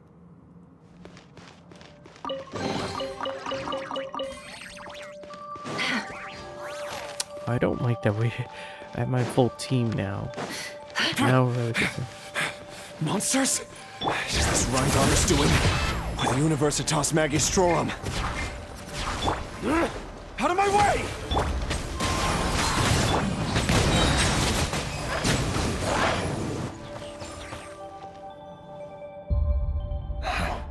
The Universitas. That reminds me of a rumor I once heard. Allegedly, the king installed secret mechanisms in the palace and around the city. No one knows where they are or what kind of power they hold. But if they were ever going to activate, it would probably be on a night like tonight. Help! Help! Hold on! Don't let them anywhere near you! Save me! I can't! Ah! That sounded like an explosion. So, the rumor is true? The king really went through with it. What other means does the king have at his disposal? They must run on power from the Abyss. And given it's a major center of Abyss research, anyone over at the Universitas will be in grave danger. I have to hurry!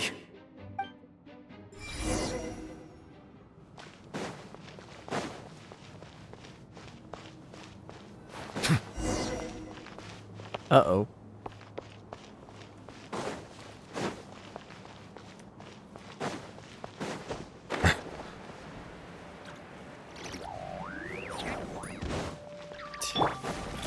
Revealed by Fallen leaves, adorn my night! Wind strike, bring it! Settle down. Be sanctified. Well, that was just overkill.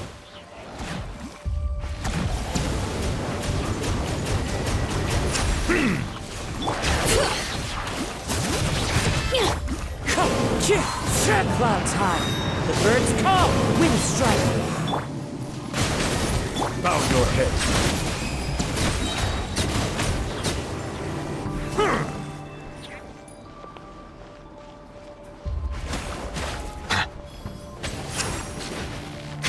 Silence! The tides beckon. Fallen leaves, adorn my night, wind strike. Shadow Raven!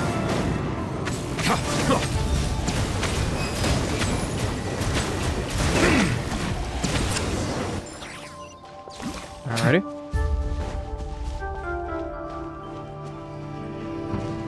Why does this structure awfully look familiar?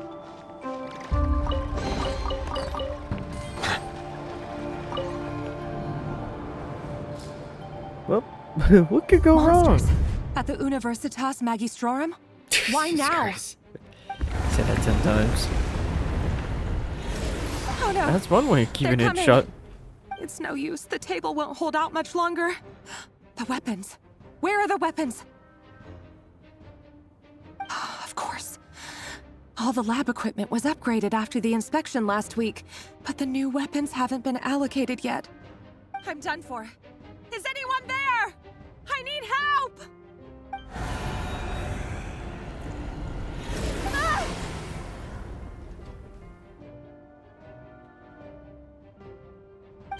Stay back! Please stay back! Please!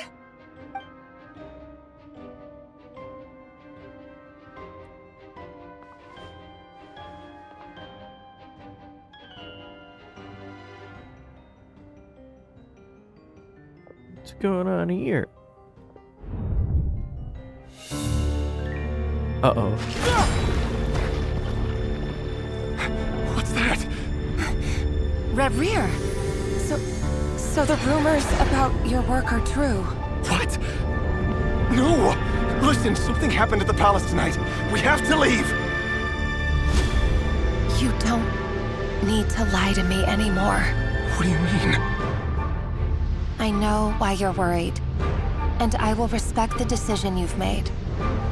But it's okay, because I found a solution. I know how to end all this. You can have it back. The normal life you so desire. But until then, I'm afraid our wedding will have to wait. Celindus? No, don't do it! Celindus! Celindus!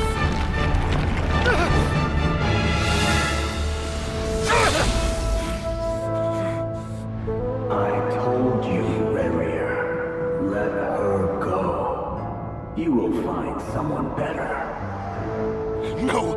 No, I won't do it! I have to save her! By what means exactly? A lowly pawn. You lack the power and the strength of will. Do you know a way? Tell me! Come to the palace. Join us.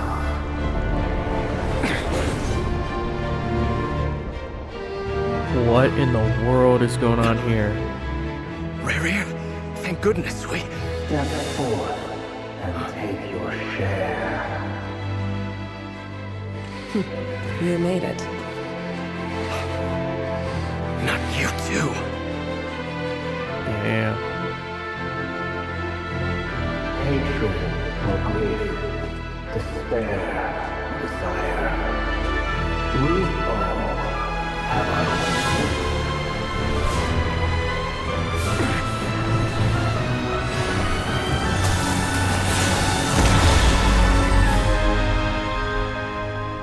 Rerir. Rerir. Celindus? Were you daydreaming?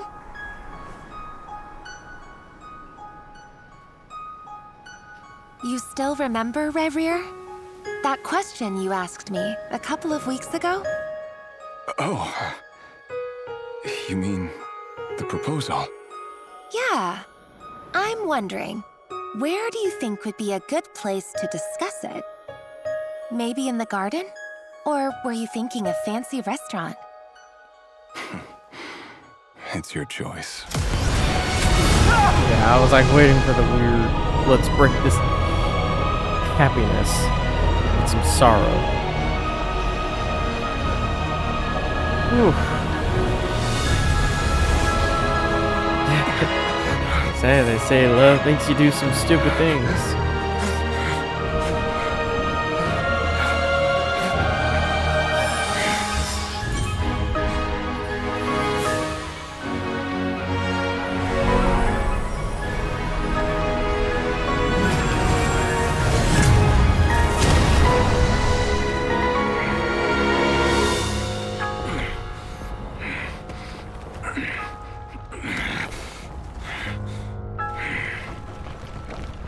I will find you. And then, you can give me your answer.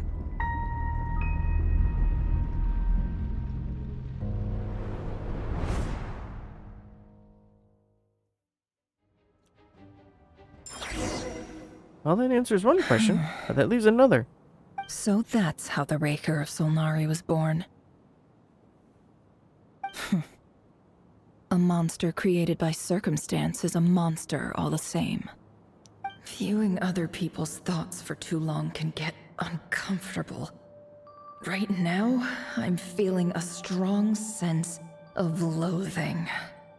In a nutshell, the story of Conria is what happens when the truth falls by the wayside. Everyone tells little white lies, and before long, you have a huge pack of lies that destroys everything.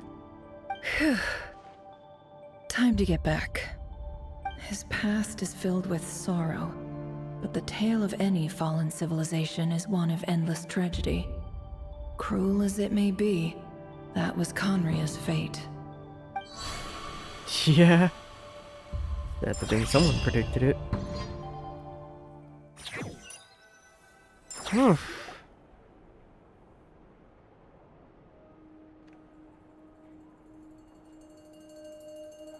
Everyone, I'm back. Can I get a standing ovation? Never! How are you holding up? Feeling okay? She's fine. Boss is a pro. Yes, I'm fine. You will have seen the events of Rerir's life through my thoughts. It's now clear that he is just a regular nobody, driven by personal tragedy, as he said himself. I mostly agree. There's only so much we can know about him from his memories alone, but they did give us a clear glimpse into his life in Conria.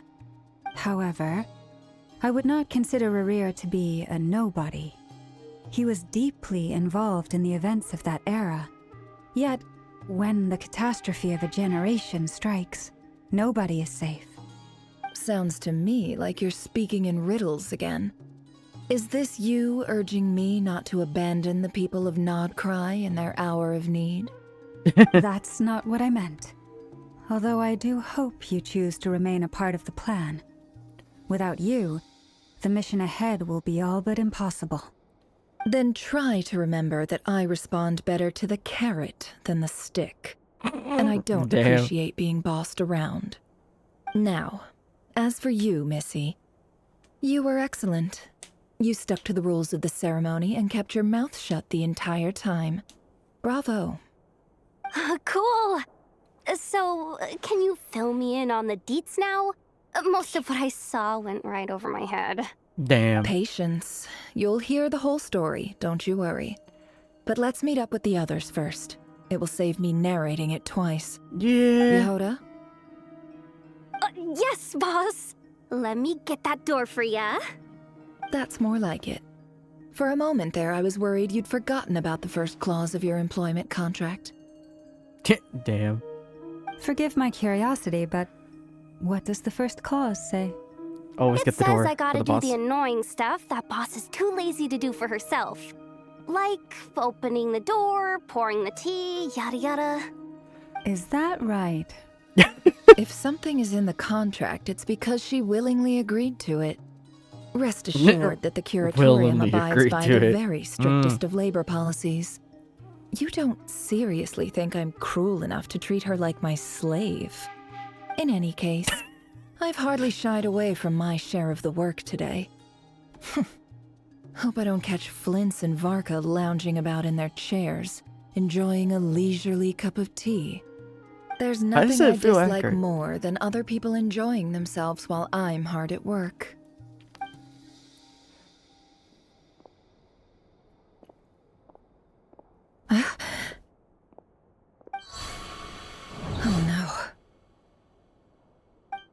What?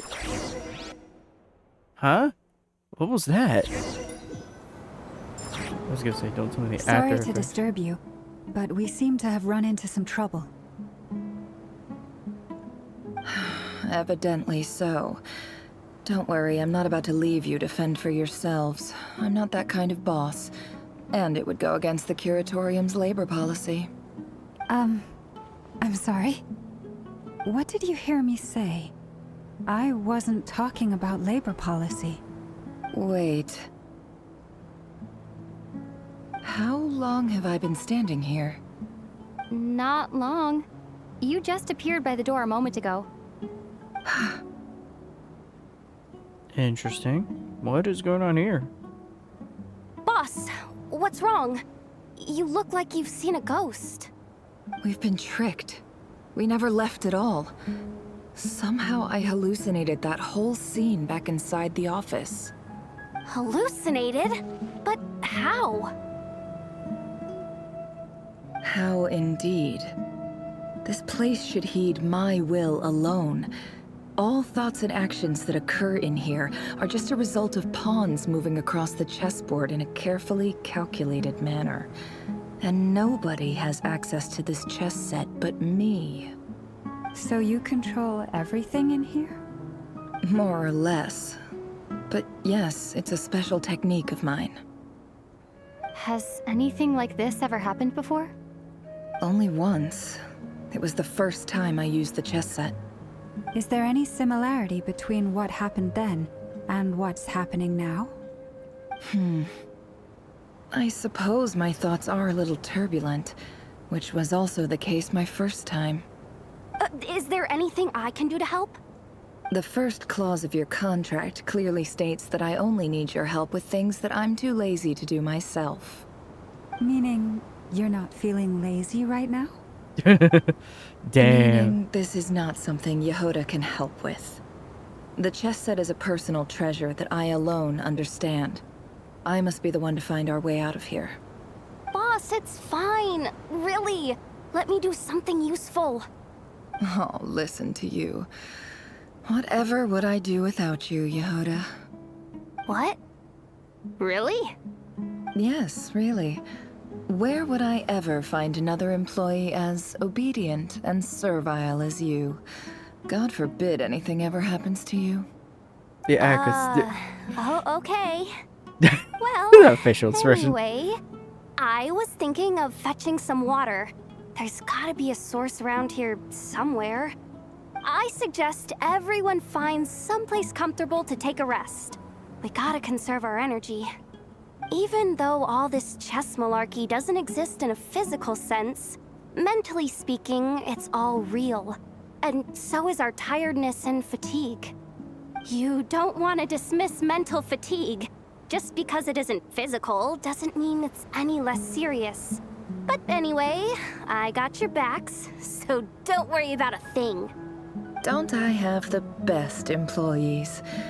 Jealous much? If we can find a suitable time, I'd love to borrow Yehoda for a day to help out at the Frostmoon Scions. Would you be amenable to that, Boss Nefer? Oh, Lauma. Have I ever told you just how pretty you are? Beauty runs from the tips of your antlers to the depths of your imagination. Time to rally, everyone. Follow me. Not ready? As we continue our journey, the same rules will apply. That means stay focused and no talking no matter what we encounter. And don't disturb the chess pieces. You have my word that I will get us all out of here. Okay. Not what I was expecting.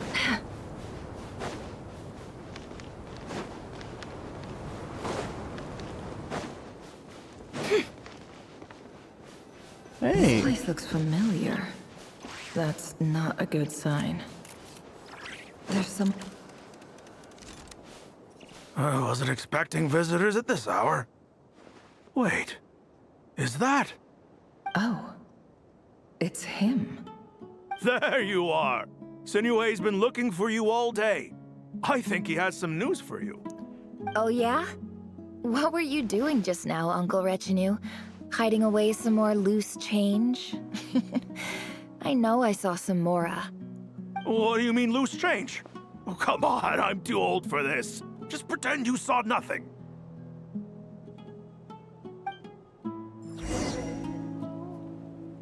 Interesting. Don't trust your eyes uncritically. Hmm. People only see what they want to. So don't be your own fool. So this sounds like our village. But very different. Hey, kid. Mind telling me what Sinnohe's been up to recently? I'm trying to get in his good books and I need a way in. Get in his good books? Why? What do you want with my dad, Uncle Apepi? I've written a new song. I was hoping to showcase it at the next festival, but I'll need his approval. A new song, huh? I'd love to stay and listen, but unfortunately, Uncle Retinue says my dad's looking for me. Well, there's plenty of time and I'm not going anywhere. See that pile of stones? I'll be sitting there warming up my vocal cords. Come find me when you're done. Pile of stones. Got it.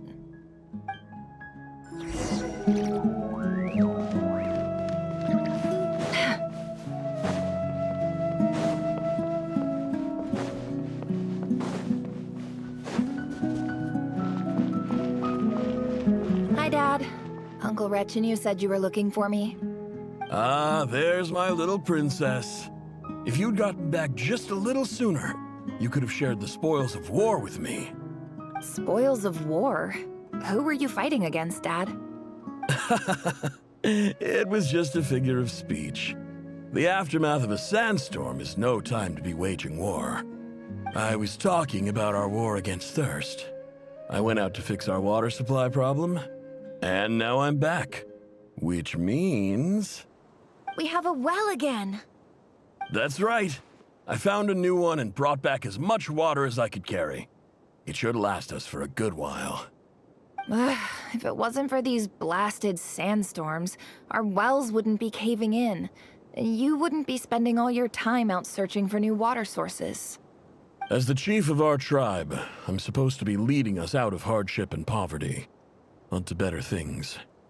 You know how prosperous our ancestors were. I've told you all the stories. And look at us now, squeezed into these hovels. No one would choose this, if it wasn't for the endless wars over the years. But things are looking up. I started working with some folks from the academia a few months back. They gave me some contacts in return for my assistance in the desert. So you're the academia's helper now? Special ambassador, they call it. Think of it as a partnership. What a sentence. It's nothing bad, okay? We've been isolated here in the desert for too long. Seeking opportunities elsewhere is the best thing for us, and the fastest way to progress. So, do you get anything good out of being a special ambassador? Of course. My luck's improving all the time. One day, I swear I'm gonna lead us out of this place. We'll find somewhere new. Somewhere better.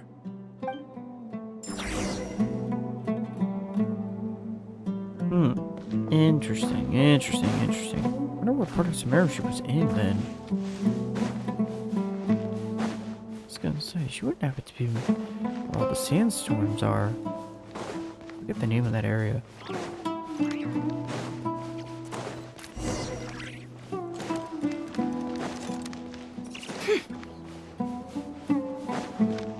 What's going on here? That's our well, and you know it. You stole from us. Well, you've gone from chief to thief, and now you have to face the consequences. Did you really think you could take our water without permission and get away with it? You're either brave, stupid, or both. And that Special Ambassador Act? Yeah, nice try. We spoke to the academia. They said it was all news to them. You're a liar and a cheat!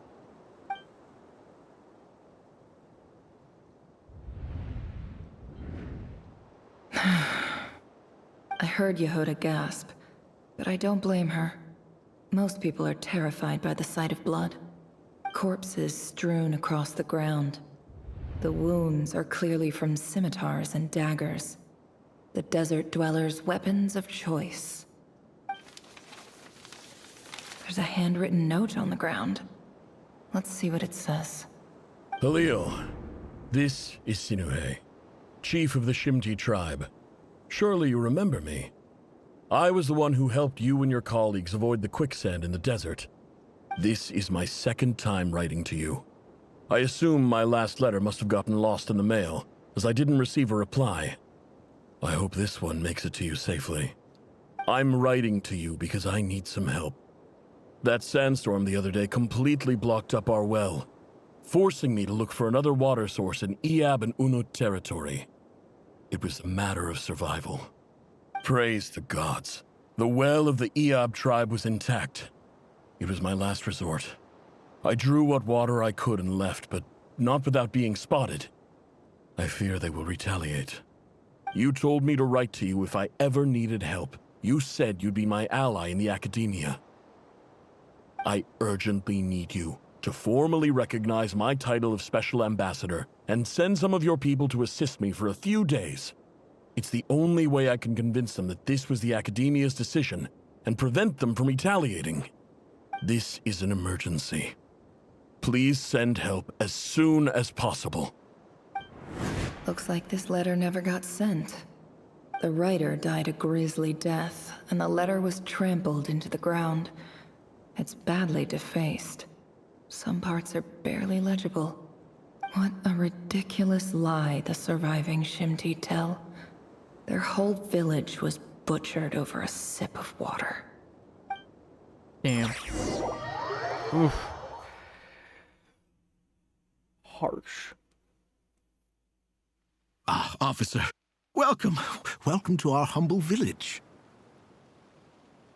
I thought you would at least have the courtesy to provide some respectable libations. This is the finest wine Aru village has to offer. I promise.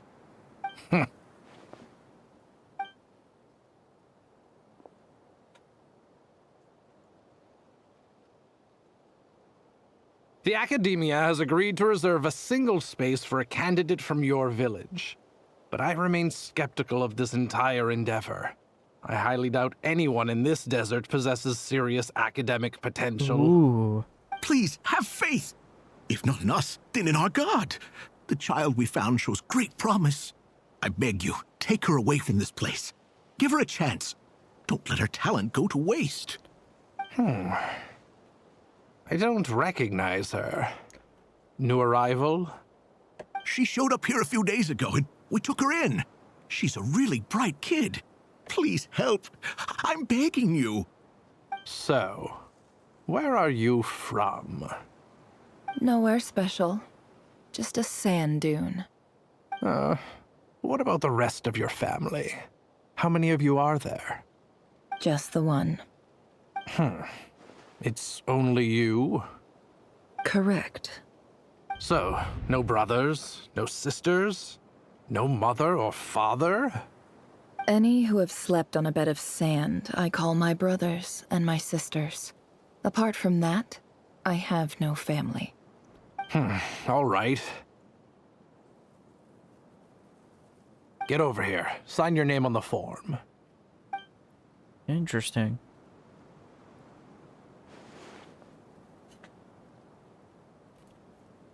Never? You're rather fair-skinned for a desert dweller.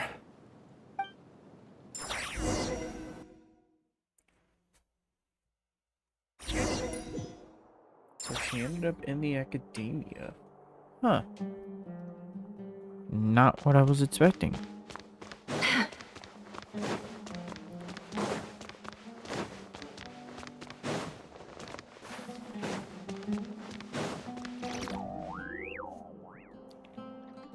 Nefer, this term's assignments have been issued already. Please read through the materials thoroughly, conduct your own additional research, and then write an essay on the topic. Yes, Professor, I'm aware. I just had a couple more questions I wanted to get your perspective on.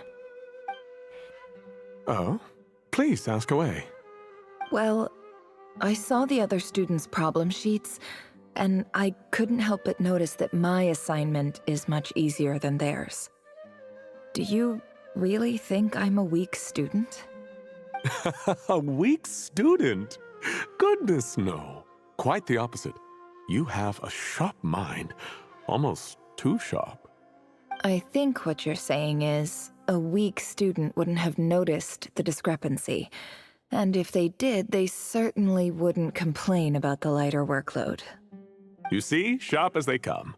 You see things the way they are. And I'm sure you know why they're like that. Because of where I come from. Because I'm different. I'm sorry, Nefer. I don't like it any more than you do. It's just... Anyway, you said you had a couple of questions. What's the other one?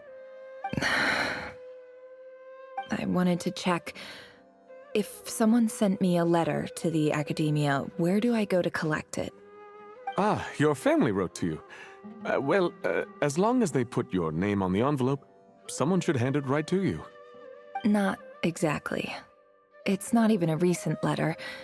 I was just curious where the mail would end up if no one collects it. The House of Dana, I expect. I know there's a box for unclaimed mail somewhere in there, probably sitting on a shelf. Whatever you're looking for, that'd be the place to start. Okay, got it. Thank you, Professor. Oh, don't mention it. Honestly, I feel like I failed you. I'm supposed to be your teacher, but I haven't taught you anything. Hey, don't say that. You're a great teacher, and you do your best for all your students. But the rules are the rules. You're not allowed to teach students like me. Oh, it's that's not messed just up. the academia either. The whole world bends over backwards for the successful and leaves the losers to suffer and die.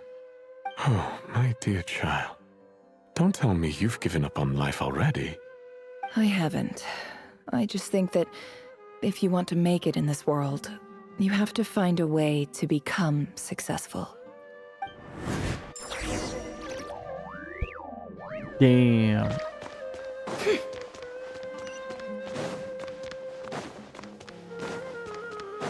That is harsh.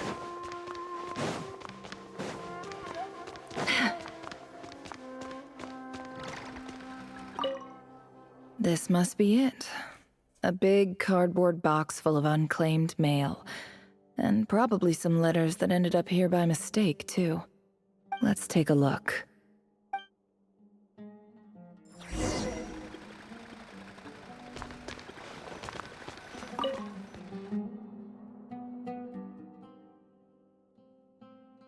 And we back to this. A dilapidation survey from Port Ormos. Looks like it's from a Core of 30 representative. What a strange thought. A bunch of mercs losing sleep over rundown buildings. This one was never even opened. I guess the recipient didn't care what the Core of 30 had to say about anything. Who was it addressed to? I don't recognize the name, but it must have been a Kasharawar professor.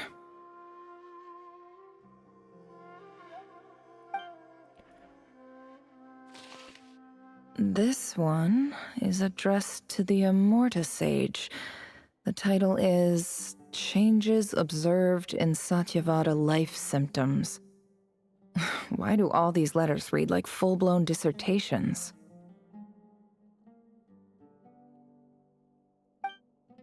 Yeah, good question. Guided by the incense, we became lost somewhere in the forest.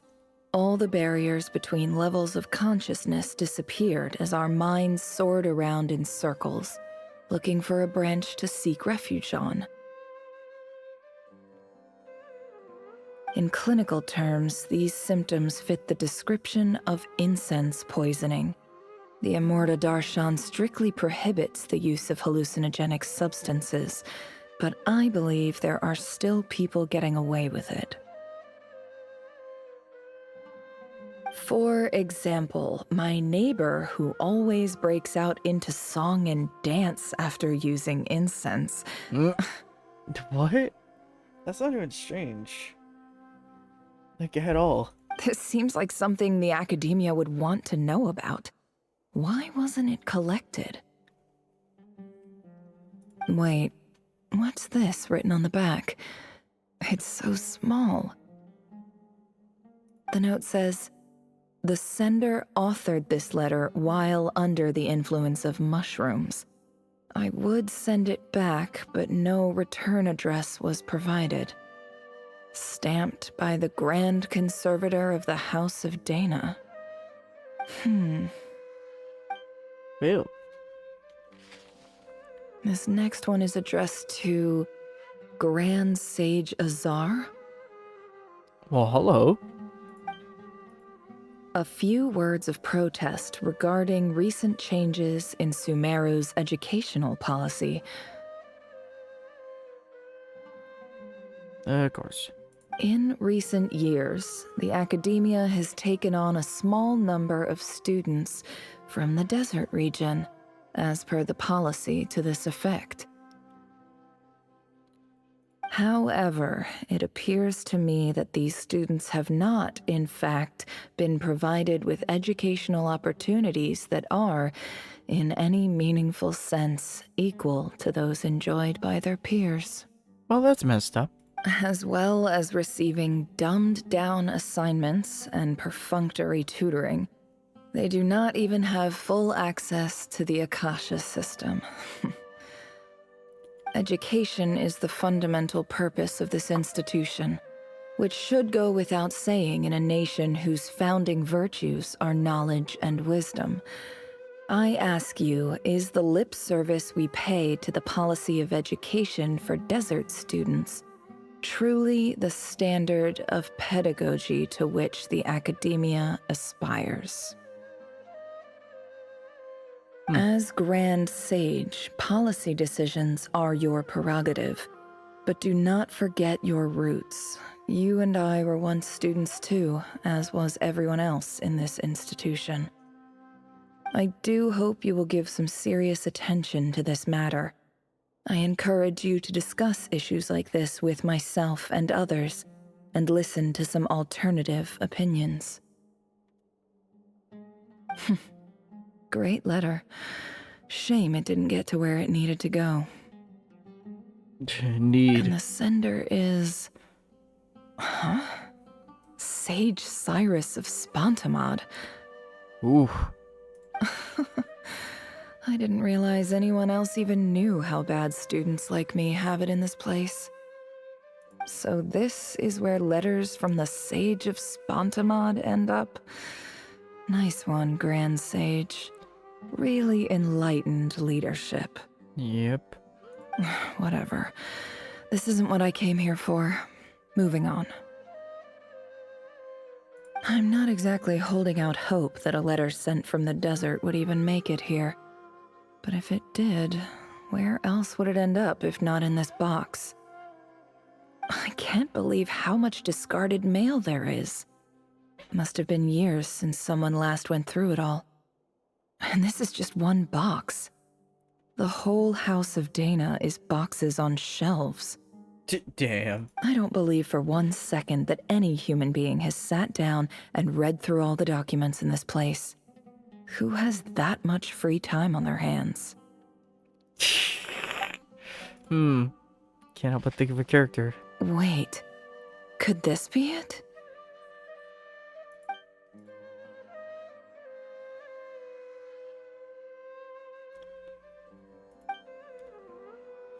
Of course, it would be right at the bottom pile. Clearly, no one gave this letter so much as a first glance, let alone a second. Oh, that's actually kind of weird seeing her with that, with the Akasha on her. That's actually kind of a little trippy.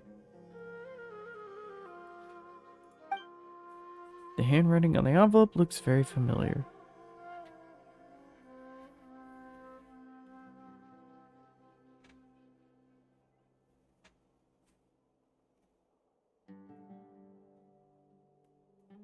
Greetings, Halil. My name is Sinuhe, chief of the Shimti tribe. I was the one who came to you and your colleague Zaid when you ran into trouble in the Great Red Sand. I don't know how well you remember it now, but I brought you to safety and gave you some water and other supplies. You seemed very pleased and told me your name. In my tribe, learning a person's true name is serious business, and I therefore see you all as friends. You were kind enough to leave your contact details so we could stay in touch. The Shimti tribe lives a harsh, nomadic existence in the desert. You were sympathetic towards my plight, promising to make me a special ambassador of the academia and help us find a way to make a better living. This brings me to my reason for writing. Our tribe has fallen on particularly hard times, and I would like to ask for your assistance. There was a terrible sandstorm a few days ago, which blocked up the well in our land. To ensure my people's survival, I had no choice but to venture into Iyab and Unut territory in search of an alternate water source. The Iyab and Unut are descended from the Thamudians, while we trace our ancestry to Tulatala. We worship the Lord of Flowers and have had relatively good relations with our fellow tribes up until now. I found a well belonging to the Iyab tribe. They declined to help us, but I really had no other option, so I took some water to keep me and my tribe alive. My actions are certain to incur their wrath. When we met, you assured me that you would be my ally in the academia. I would like to take you up on that offer, because I really need your help. I wonder if you could send an academia representative to meet with me. That aside, the last time you were here, you mentioned that the academia had started accepting students from the desert, and I told you a little about my daughter, Nefer. We have next to no resources here in the desert, and my power and influence are limited. Would you consider enrolling my daughter at the academia? She is a smart girl. I know she won't disappoint you. From the outset, the academia never took you seriously. Those things they promised were just empty words. I doubt they even remember the name Sinuhe. And you were so emphatic that your luck had finally changed for the better. You swore you'd lead us to a better place one day. You spoke with such conviction, like you were the most powerful chief in the whole desert. You liar. You lied about everything. You promised the world and delivered on none of it. And who fell for it? Just me, by the looks of it. Damn. Despite your best efforts. Which makes you a pathetic liar. You weren't even any good at it. I think I'll take over from here. Let me show you how it's done.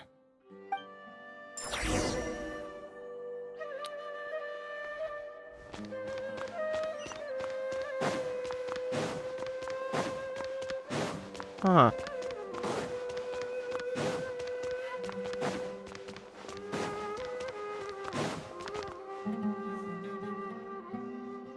I just came to say goodbye. Thanks for everything you've done for me in my time here. Nefer? You packed your bags. Where are you going? I'm quitting. Something's come up in my hometown. Gonna head back and deal with it. Huh? But this was a hard-won opportunity for you. You know that better than I do. It was. But it doesn't matter. I have more important things to deal with and they can't wait. Oh, and I didn't want to overfill my bags, so I left some incense on your desk.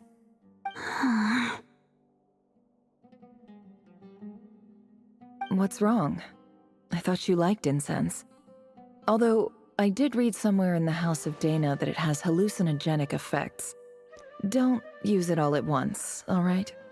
Isn't this the stuff you brought from your hometown? You're just letting me have it? But you said it's a rare and valuable commodity. Yeah, about that. I lied. It's not rare at all. There's this bunch of ruins near my hometown that are practically overgrown with this plant. It's not worth much. Keep it, it's fine. But never... All right, that's all from me. You take care.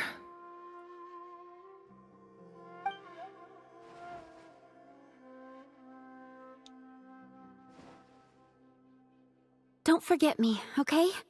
I mean, we're more than just classmates, right? We're friends. Yeah, I'll remember you. I lied again. That incense is worth a fortune, and it's a rare find even in those ruins. And as for remembering her, I have far too much to do when I get back. No time to reminisce. I'll be lucky if I even make it through this alive. But either way, I expect I'll forget you pretty quickly. Well, don't seem like it.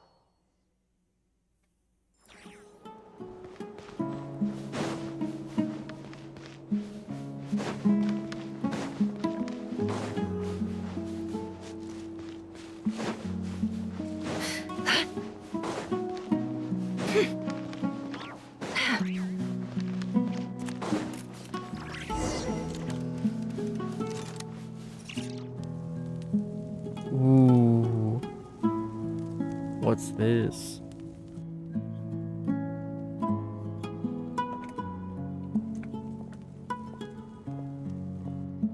I was about to say, she just boldly walked into this?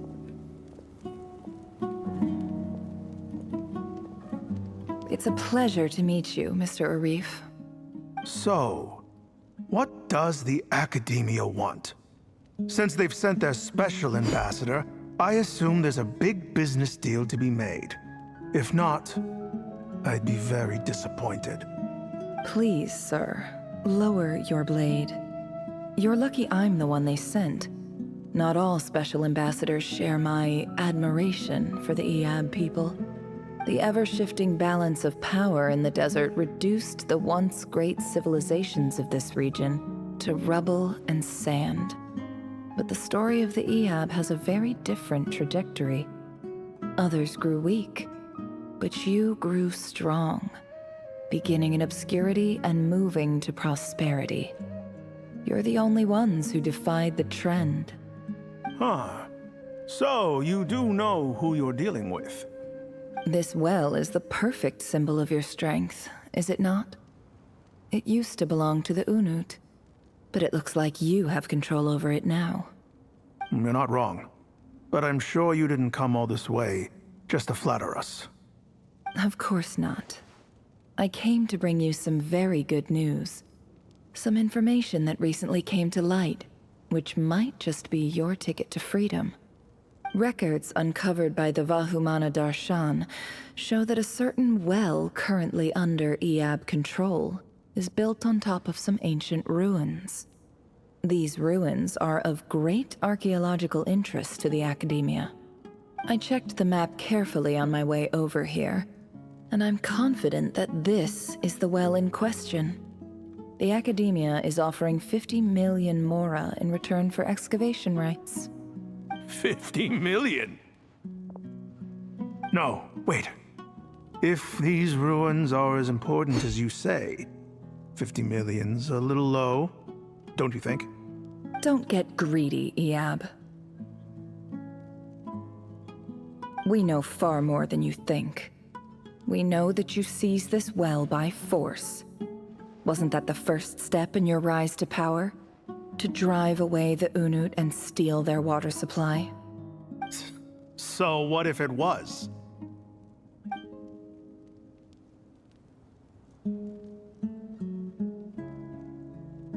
Don't worry. As unscrupulous as it was, it's something we're willing to overlook. The Academia is only interested in dealing with the de facto power holders in the region. I hope I am making myself clear. And I hope your words are the truth. If I find out the Academia is trying to play me, I'll hunt down every one of your people and make you watch as I cut their heads off one by one. I assure you, Chief, that would not be in your long-term interests. You don't want to make an enemy of the Academia. You see how I'm dressed, don't you? I appreciate that you've never been to the rainforest, but surely even you recognize an ambassador's attire when you see it. And what does a barbarian like you have to lose anyway? You really think the Sumeru Academia would bother to come all this way just to lie to you? We have more important things to worry about. All right, I take your point. The Academia is the highest authority in the land. I'm sure you're trustworthy people. In that case, we have a deal. We will sell you the excavation rights. I'd like to thank you, Ambassador. This is good news indeed. Excellent news. In fact, it calls for a celebration. Would you do us the honor of staying a while and enjoying some Eab hospitality? Gladly. I am partial to wine myself, and I trust you are as well. So let's indulge in a few drinks together, in celebration of this momentous occasion. Concerned where this is going. Elated I drink the night away, okay? But when the new day dawns, it brings some shocking news. Uh-oh. Chief! Chief, it's an emergency! It's the Unut. They've taken the well. What? Well, don't just stand there. Take it back. Yes, Chief. I have every confidence in the Eab's military superiority, and yet... Well, what is it? The Unut's response was alarmingly fast. The day after we reach a deal, they seize the well. This can't be a coincidence. Perhaps there is a traitor in your midst. I don't think so. I am obliged to remind you, Chief, that the Academia will only deal with the de facto power holders. If you cannot regain control over the well, I'm afraid you won't see a single mora of that 50 million. No! Please, Ambassador, just give me some time. I swear the Unut will not get away with this. That well is ours, and so is the mora. Glad to hear it. I will wait here for an update. If there is a traitor, I will find them. In the meantime, make yourself at home. I'll report back as soon as I have an update. Much obliged. Wow. All it took was a few words and I've got him wrapped around my finger. What an amazing feeling. Good lord. So, in summary, Ambassador, the Academia would rather negotiate with our tribe instead of the Eab, yes? Uh-oh. The Eab are ruthless murderers who don't listen to reason. And now they have the gall to interfere in our research projects in the desert region. So let me ask you, Chief, if you were the Academia, what would you do? Kill them all, of course. Precisely. The Academia does not tolerate those who stand in our way. The Eab have held back our academic pursuits for too long, and our patience is wearing thin. At the same time, there is simply no way that the Academia can be seen to be intervening in desert affairs. I'm sure you understand where I'm coming from. We have our own rules out here. If the rainforest dwellers raised arms against a desert tribe, it'd start a bloody war. Right. We can't confront them ourselves, but we can support their enemies. The Unut have always had strained relations with the Eab, which makes you our natural allies. Natural allies. Weren't the Eab your allies once? You were quick to send them after us to protect your interests back when we stole that water. And now look at you. You're at each other's throats. Let me be clear. The Academia wishes to collaborate with the legally recognized rulers of the desert in this matter. We are asking for excavation rights to that well, and our offer is 50 million mora. Say no more. I believe we have an understanding. Good. Then I suggest you get to work. Get us access to that well, and the mora's yours. You see, Dad? Lying is easy when you know how. People will believe anything.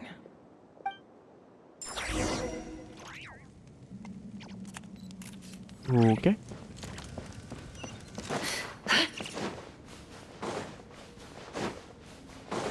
Curious where this is going and where it leads to her being a Notcry now.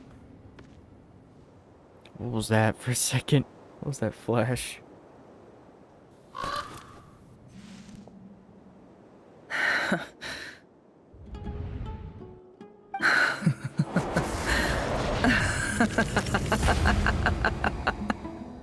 Look at yourselves. You may be vile, savage monsters, but your butchered bodies bleed like any others. You're no different. You're nothing special at all. The monsters who destroyed my home, they're just ordinary, petty human beings. What a joke. I think we're even now. Maybe I've even done the desert a favor. It's a better place without all these people around. Oh, Sinuhe, my gullible fool of a father. Perhaps if you'd been as ruthless as I was today, our tribespeople would still be alive. In this dog-eat-dog world, a chief needs to be tough to survive. But you couldn't do what had to be done. So I did it for you. Nefer, it's okay. All of this is in the past now. I believe I remember you promising to remain silent. Yeah, but even so... Yehoda, is there anything you can do to ease the tension? You got this, Hoda. It's your time to shine. Alright, time for a sharp turn onto a completely different topic. So, anyway, that's enough of that. When are we getting out of this place? Feels like we've been walking forever. I'm getting pretty tired. Oh, Alma, you tired? Yes. If we can find somewhere to sit down, I could certainly do with a rest. It's not far now. There should be a temple just up ahead. Is this situation about to reach a conclusion? Yes. Really? A temple? That's where this story ends? I guess that's how things go in the desert. A bit dissimilar place with a friend from the desert before. Desert dwellers can never escape their destiny. Or so everyone says. I never wanted to believe it, but looking back now, I'm as desert as they come. You mentioned a temple. What's waiting for us there? My biggest trade secret of all. Ah. Then I'm guessing it's where you got your power from. The power to peer into other people's minds. I didn't know you were clued up on any other religions. I'm no expert in the history of Sumeru, but since you come from the desert, I would imagine it has something to do with King Deshret. And the 7 pillars who served him. Sounds impressive. Yeah, I have some connections to this stuff. Oh, some friends. I know who you mean. General Mahamatra Sino. The spirit of Hermanubis dwells within him. That's Boss Neff for ya. She knows everything. Sino's hardly a figure of obscurity, but I know about Sethos too. Ooh. What about him? Is he a big deal or something? Yeah. Well, he's not a small deal, let's put it that way. You sure know your stuff. Please, this is the bare bone basics. Save the flattery. Thanks for your patience, everyone. I'm sure it's been a lot lot to take in. With any luck, that's our exit just up ahead.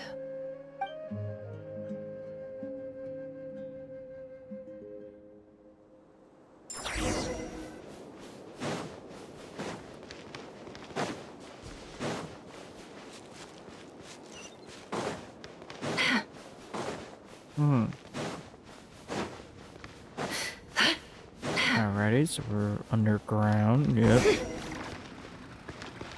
Yep. I already know where we are now.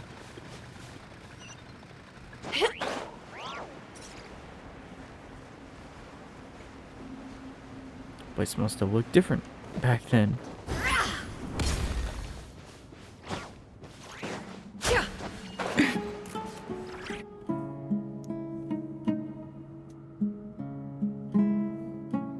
Actually, is this the area underground?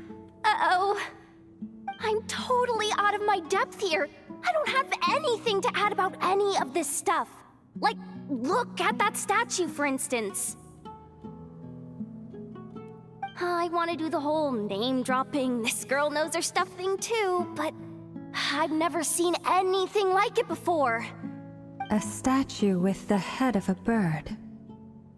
That's like something out of King Deshret's mausoleum.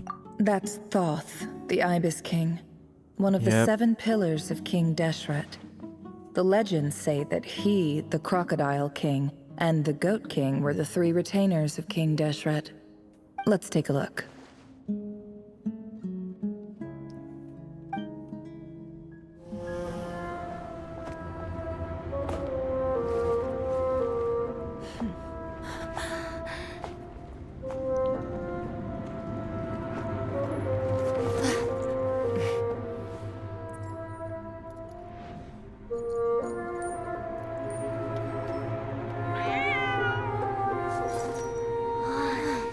It's just Ashru.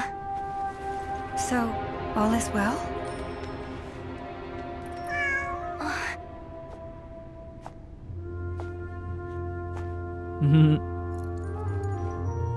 So that's how she got the cat.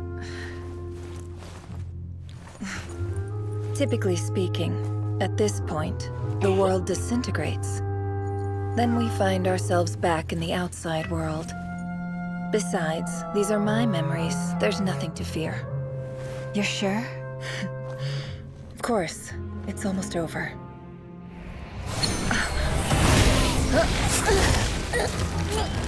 Knew it.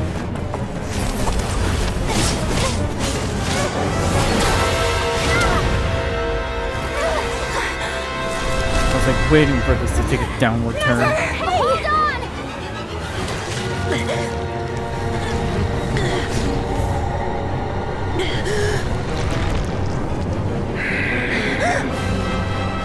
Knowing too much is always a death sentence. Speak for yourself.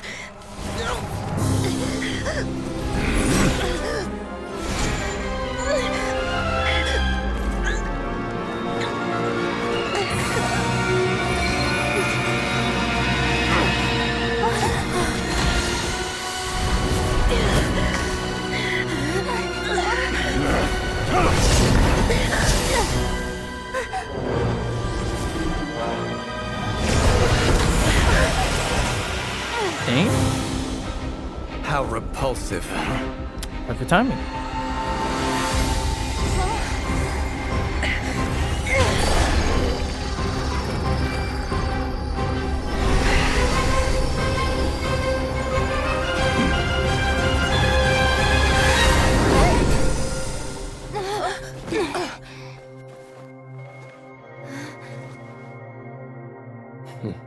Perfect timing.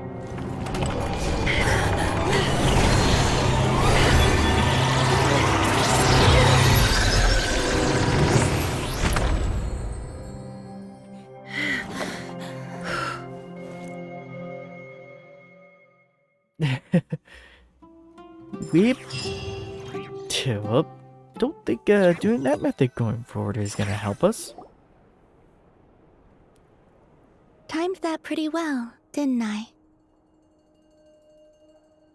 Yeah, certainly did. Thank you. It's okay.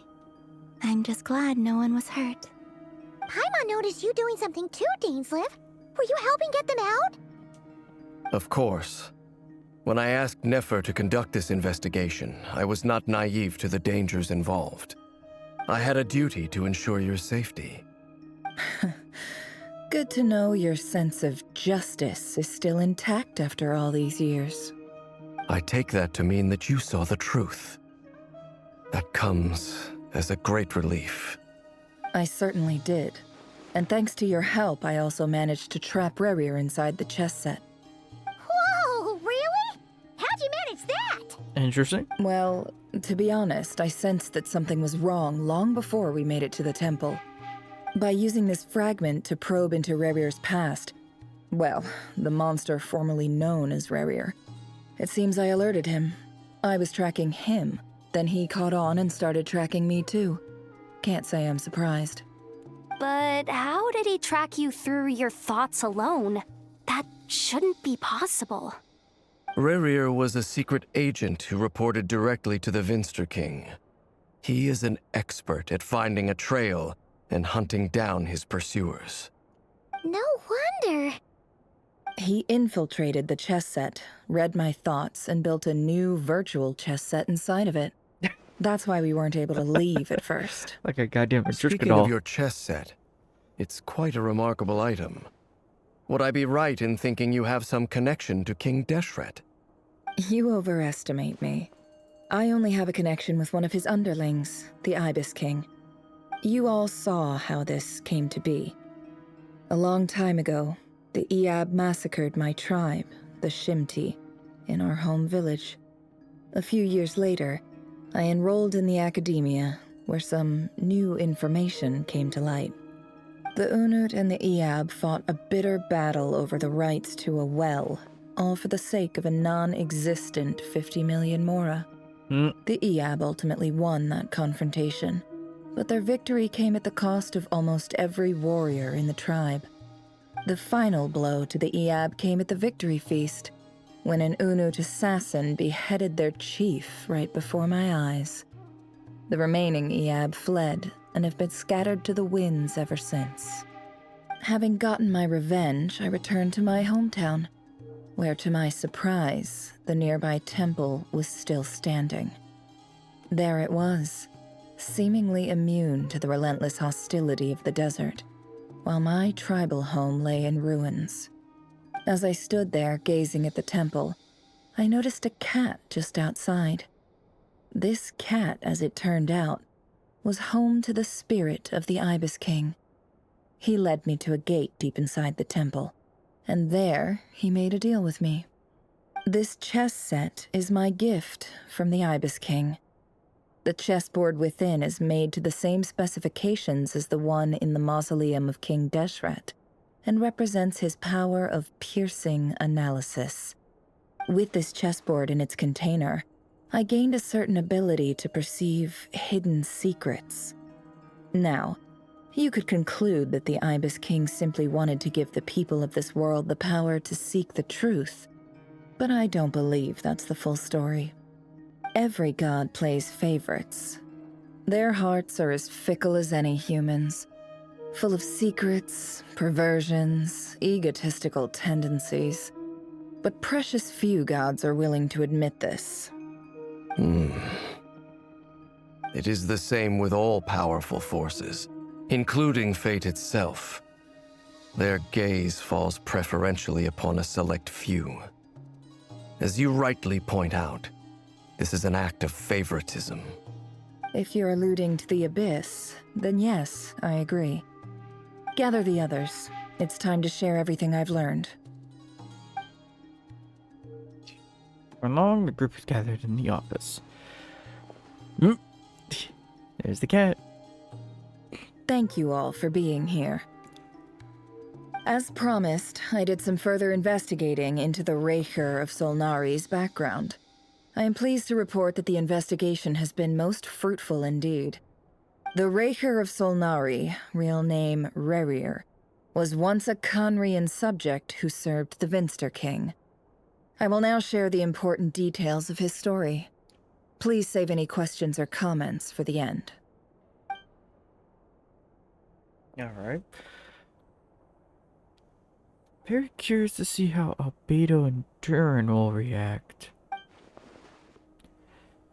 As the Fencer King behest, he gathered intelligence, assassinated descendants of the Crimson Moon dynasty, unwillingly take down his beloved Linus, who was secretly Crimson Moon in heritage, and then he got dragged into court politics. Yep. That sounds about right with the politics. Get dragged into it no matter what.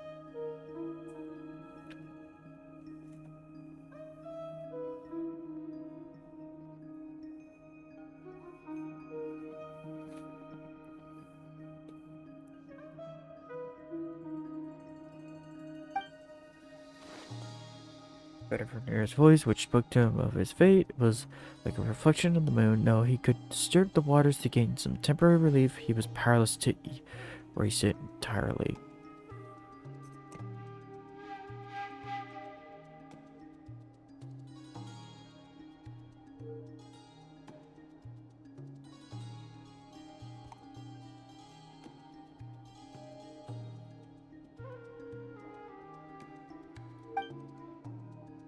Contrast, Rerir's own life was like a reflection of a broken moon. Once the stormy winds of fate blew across the water's surface, it was utterly destroyed.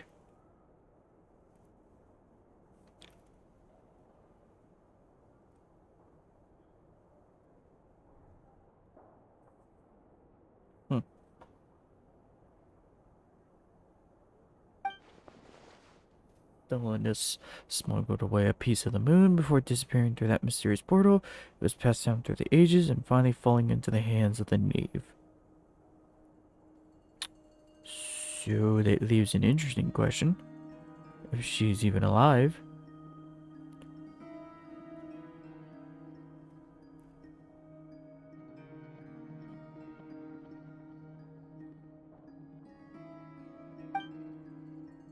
Whatever lies on the other side of that portal, is it really a whole other world?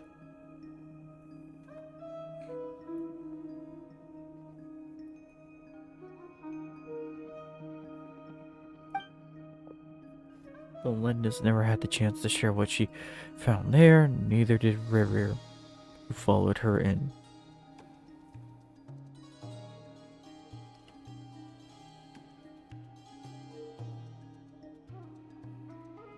So that's why he's so obsessed with the moon.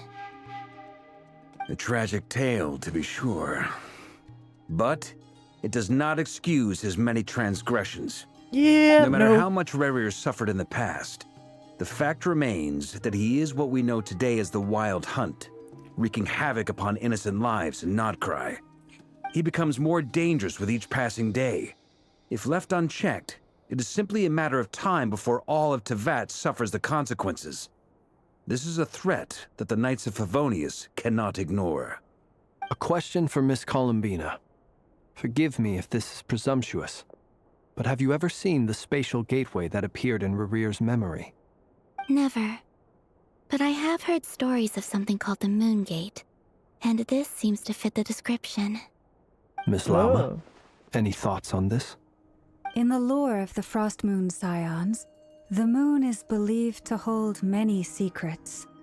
Some sources speak of ancient knowledge, others of a gateway to the unknown. The term Moon Gate is one I have heard before, but as is the case with all of our legends, there are no records of any first-hand witnesses. Of course. We cannot know whether it truly exists. Then back to Miss Columbina. As a moon goddess yourself, do you have some idea of where the Moon Gate leads to? Not at this stage, sorry. I do hold the power of the Frost Moon, and my strength is recovering well. I can sense that the gate would open at my command, but... But there's more to the power of the Frost Moon than that? Yes. A moon goddess has the right to open the Moon Gate, since it is a path to the moon. But as never mentioned, holding open a spatial gateway takes a huge amount of power. And right now, I need to conserve my energy to fight the Rerir of Solnari. I'm afraid this is one mystery we may have to leave unsolved for now. I agree. better to save your strength. But if you'll humor me for a moment, I have a bold conjecture of my own regarding the world beyond the gateway. I highly suspect that neither Tholindis nor Rerir made it through unscathed. The evidence pointing to this is the fact that the Rerir of Solnari exists in the form of countless fragments. With the abyssal power he wields, no ordinary foe can touch him, let alone tear him to shreds. And yet, the Wild Hunt proliferates wherever his scattered fragments lie, drawing hordes of monsters to many different locations across the land. So your theory is that Rerir was physically torn to shreds by some powerful force? Hence, why the Wild Hunt is a distributed phenomenon, rather than a unified one? Makes sense to me. Explains why the Wild Hunt is so pervasive, and why he's been trying to piece himself back together. He was whole to begin with, and he wants to be whole again. Without the power of the Abyss on his side, he almost certainly would have perished the moment he was torn apart. But the Abyss, much like a curse, has kept him alive. I could not agree more. The power of the Abyss is most surely a curse. It is a compelling explanation, and one that accords with my present understanding of Abyss creatures. Whether the life form in question is primitive or advanced, if a curse has extended its lifespan unnaturally, it will continue to survive in spite of everything. This raises some interesting questions. I will run some experiments and see if there is any validity to my suspicions. That being said, regardless of whether my research bears fruit, I would like to thank Miss Nefer for conducting such a thorough investigation. Already, it has greatly enriched my understanding of the entity we face. My pleasure, Mr. Well, Albedo. that's good. I too hope that the information I have shared today proves useful as we look to formulate the next stage of our plan. Hey! What is it, Dainsleif? You look really upset! It's just...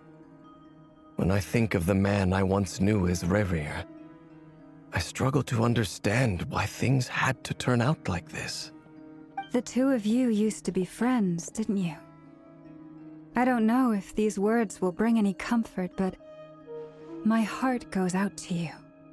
Mine too. We can never know all the hows and whys of the way things are. The moon and stars are full of untold secrets and lies, and the skies are host to many more mysteries than these alone. Yet, none of that can begin to compare with the complexity of human life. Those are the first comforting words I've heard in a long time. Thank you both. Well, I think this is a good place to end today's meeting. I'm sure Nefer needs some time to recover. She's been through an awful lot today. That's very thoughtful of you, Lama. Of course. Sounds good to me. Take some time to rest and digest before we reconvene to nail down a plan. At the hotel, use it with Paimon for a while and discuss what lies ahead. Hey, is this a bad time? Hope I didn't kill the conversation. Nope. Nice room. Oh, I'm not coming in, though. Why not? It's just a hotel room. If it's all the same, I'll just stay out here. I might not look the part, but I'm technically a knight. Barging into people's private quarters isn't the kind of thing we do. Why do I feel like that's referencing and joking with something? Some IRL history. Nefer went back to the curatorium to get some rest. But before she left, she shared some things with me that I thought you should be aware of. Firstly, although she managed to trap the Rerir of Solnari inside her chess set, there's no guarantee that the power of the Ibis King is any match for one of the 5 sinners. Their powers are beyond our comprehension. It's only a matter of time before he finds a way to break out. We have to come up with a plan and take care of him before that happens. Honestly, Paimon figured that might be the case. So, how long have we got? Well, I asked her that same question. She talked for a long time, but for the most part, It seemed like she was trying to convince me how precious her chess set is. What a long and storied history it has. It felt like some kind of sales pitch, you know? The kind where you end up handing over Mora against your will? Anyway, after all that, she finally answered the question. 2 days, at most. 2 days? Holy moly! Can we even recruit enough help in that time? That remains to be seen. Which brings me to the second issue. Dainsleif is obviously conflicted about this whole thing. But given how little time we have, there's no way we can pull this off without his help. You have some history with him, right? Do you think maybe you could talk to him for us? I'll see what I can do. Great. I appreciate it. All right, on to item 3. So, Albedo, Durin, and I put our heads together and came up with a plan. Can't promise it's gonna work yet, but at least it's a start. We figured we'd bounce the idea off you first. We'll explore it further once everyone's recovered. Oh, please ask away.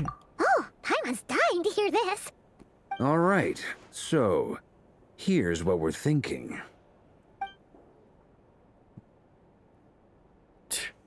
Okay.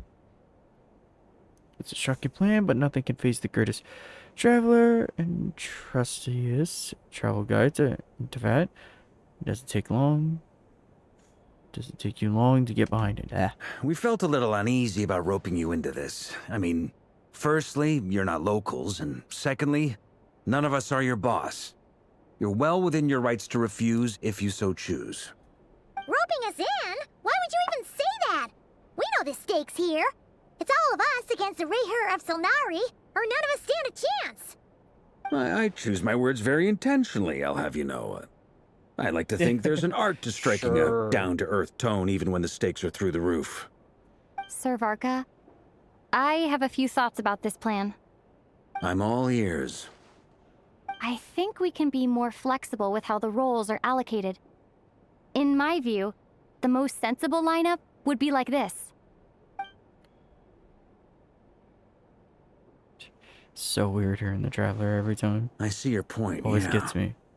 But if that's how we're going to approach this, you'd better make sure you're ready. To be clear, I don't doubt your abilities. Far from it. I just want to make sure. Are you really willing to take all this on?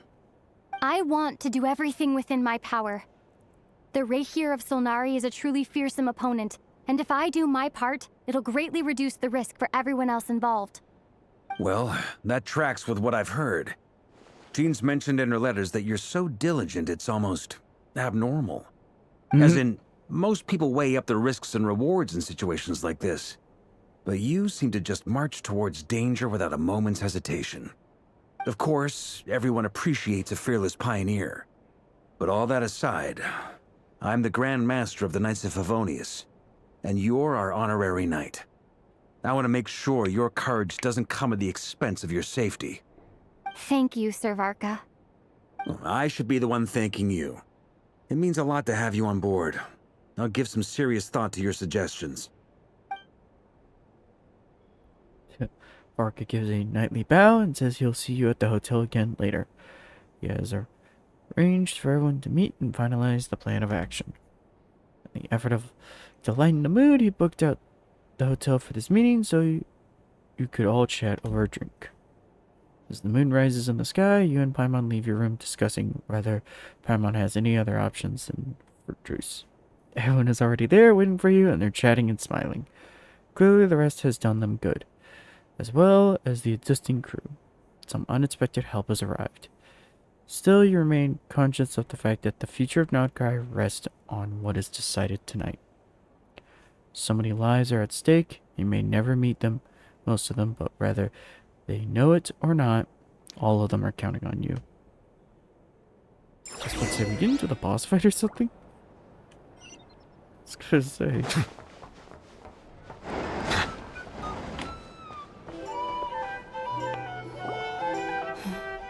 This is a thorough plan. The music. But I do have one last question before we take action. How can we be sure that our enemy won't leave the designated area? Great question. Albedo's been hard at work analyzing Rerir and the Wild Hunt's behavioral patterns. His conclusions are as follows. Firstly, from the earliest known confrontation until now, Rerir has never displayed any ability to manipulate the dimension of space, so it's unlikely he has any power in that domain. Secondly, he seems to have a particularly strong vendetta against our group. If we put him in a fight-or-flight situation, he'll choose to fight every time. Thirdly, finally, and most importantly, he is consumed by hatred, both for the moon and for his enemies. Turns out, we tick both of those boxes. We have a reincarnated moon in our ranks, and a spy who accessed his private memories without permission. He'll be baying for blood, not looking to escape. As someone who's had their fair share of interactions with the Wild Hunt, those all seem like valid observations to me. Understood. Then I will defer to the verdict of the group. Well, everyone, that's the plan in full detail. Albedo and Durin are carrying out their part as we speak. Plan approved. Scheduling. Okay, any firepower you need, I got you covered. Let's light this baby up. The Frost Moon Scions are behind you as well. And the rest of you?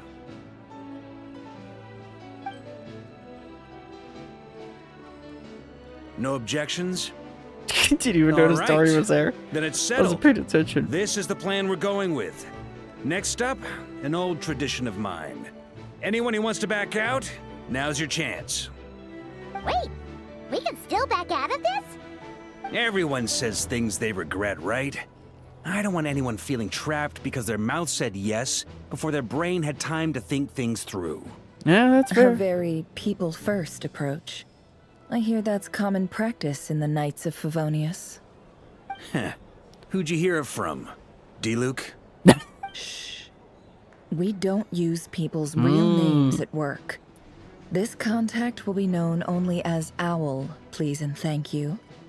This plan can only So work D-Luke, if because he's everyone the does only their one. part.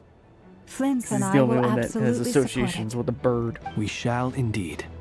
You'll Especially be glad an you owl. accepted our help. Also, you are the last person I expected to see here, Miss Dory. Flint's speaking for everyone during this It's not cutscene. often I get called Dory in a work context. My peers usually call me Lord Sangamabe.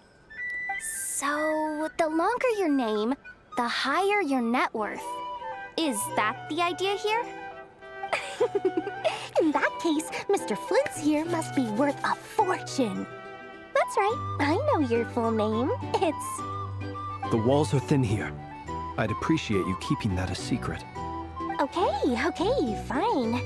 Ugh, I'm actually only here as a favor for someone else. Do you have any idea how much it would cost to hire me otherwise? I wonder who that someone else is. Oh, does this mean someone out there actually has the power to boss Dory around? Yes. It most certainly does not. We have a long-standing and mutually beneficial business partnership. She's actually the mom of a friend of yours. Said mom supplied me with a great little trinket, but now that lady's ruined everything.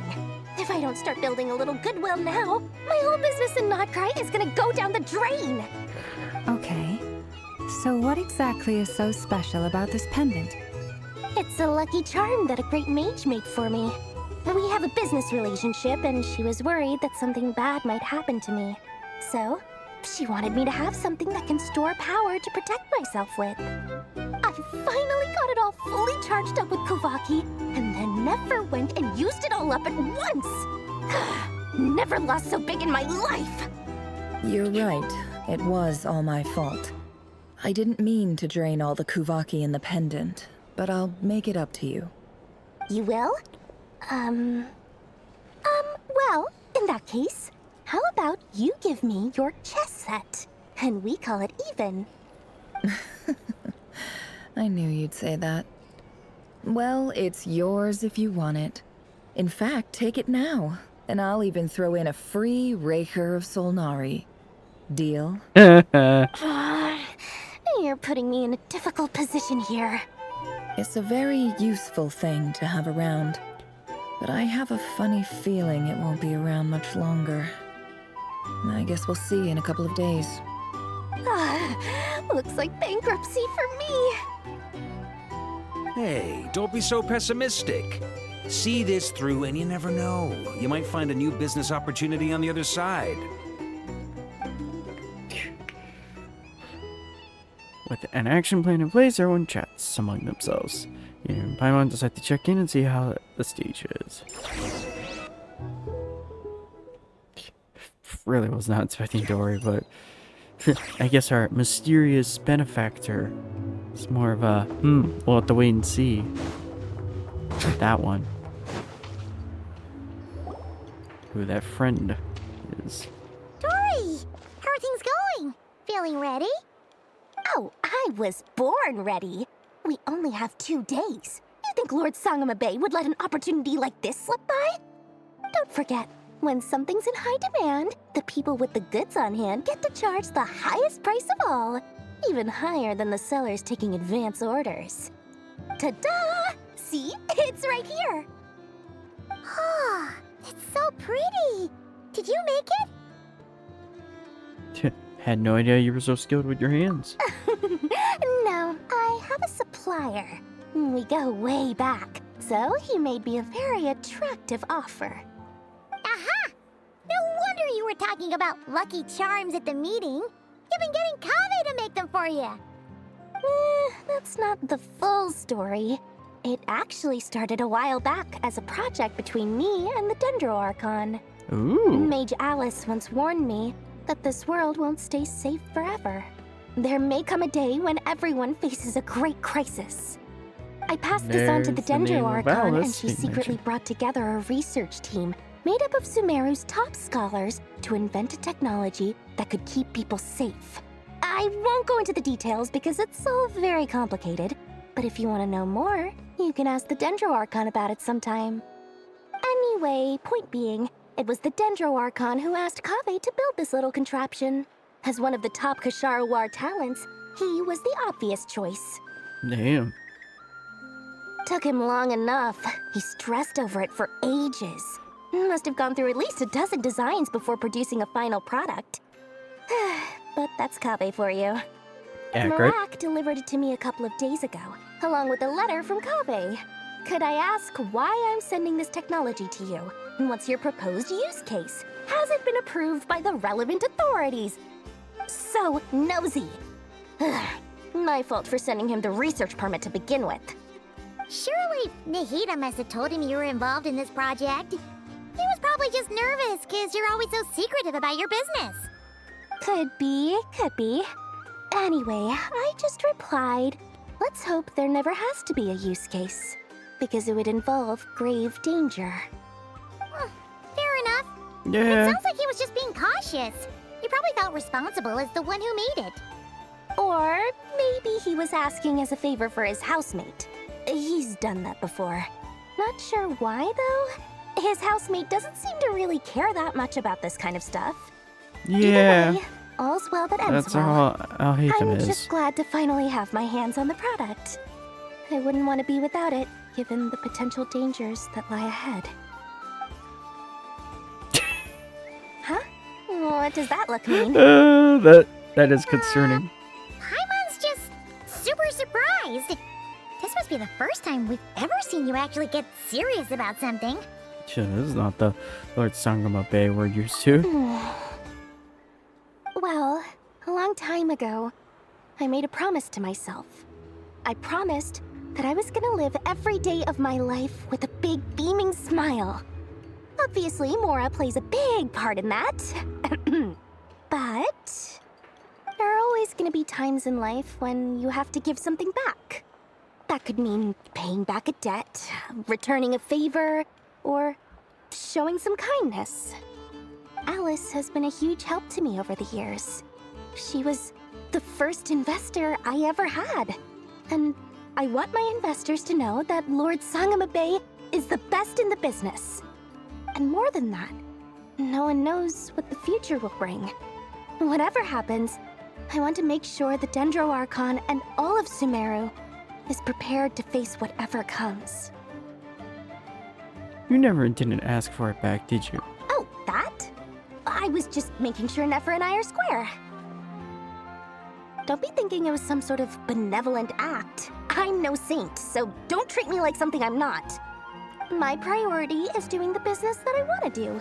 So long as my conscience lets me, but it usually does. That's the Lord Song of a Babe business model. All right, if you say so. I do say so, and that's the whole point. I'm a businesswoman. Don't go trying to figure out what kind of person I am. You'll exhaust yourself. Much easier for everyone involved if you just take my word for it. Sure. Oh, and could you two help me get this stuff where it needs to be? Thanks so much. You're my favorite assistants.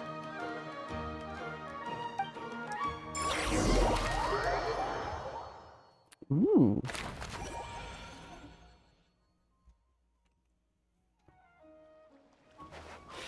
That high definition artwork for them too.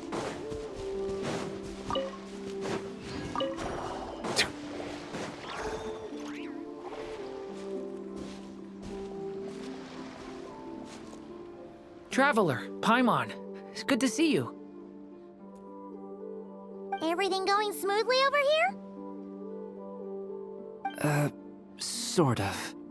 As you're probably aware, Varka, Durin, and I captured some abyssal creatures from the Wild Hunt. Oh boy. Per the plan, we dissected and analyzed some samples of these creatures. The process went very smoothly. The findings, however, come with some troubling implications. Yes? What? You can actually dissect the Wild Hunt? That depends on your definition of Wild Hunt and dissection. Harmless, lifeless. These words are accurate descriptions. The Wild Hunt is an interesting phenomenon. In and of itself, it doesn't seem to possess anything akin to a human personality. But taken as a collective, the medium through which the Wild Hunt is summoned does appear to have a soul. Master griped a lot about the wise Horoptetyr, and seemed somewhat fascinated with the Faustur Elegy. But she barely mentioned Rerir at all. I don't think that was because of his lower social standing, though. Anyway, it's a pity. I should like to hear her thoughts on the nature of the lifeform he has become today. It's a strange mix. The furious energy of an abyssal being channeled through a fractured physical existence. A consequence of being torn apart by an unknown power. Perhaps the only explanation for his survival in this state is that he sacrificed a degree of individuality in exchange for a continued existence. Oh, sorry. Once I get talking about interesting research, I have a tendency to go on indefinitely. Back to our research findings. Relatable. Essentially, they confirm my hypothesis. Rerir's corpse is completely contaminated by the Abyss, and the effects are irreversible. You could think of this as Rerir in mutated form. But in my view, even that would be inaccurate. In reality, his whole being has been consumed by the Abyss. In other words, he is now nothing more than a manifestation of abyssal power. Right. Unfortunately, at present, we have no means of completely eradicating abyssal power. Hence, we cannot fundamentally destroy the Rerir of Solnari either. Oh, that's terrible news. So, that's it? We can't defeat him? Not even if we get the power of the Three Moons? Miss Columbina's situation is a difficult one. She can never achieve wholeness when the world does not accept her presence. It's as if her creator banished her to a place she can never be accepted. It means she spends most of her energy just on her own survival. Given the circumstances, it's only natural to despair. But we must see this plan through to the end. Time to kick off the backup plan. Oh, Paimon almost forgot! This is for you. Dory asked us to bring it. Ah, how wonderful. Well, thank you for making the trip. Durin and I will be heading off shortly. I'm sorry I won't be there to protect you in person this time. Please be careful. We will. All right then. Stay safe. All right. Varka and Lauma.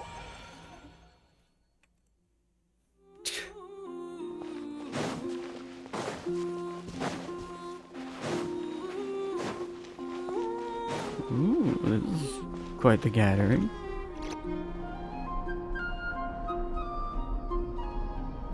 Miss Lauma, is everyone here? Yes. The fate of my flock is in your hands, Grandmaster Varka. Please keep them safe. My lady, what are you saying? Within the next 24 hours, we will face the biggest crisis the world has ever seen. This is not a burden that we deserve to bear, but I believe that we reap what we sow in this life. So I intend to act. I must do what I think is right. For me, that means fighting for the future of Nodcry.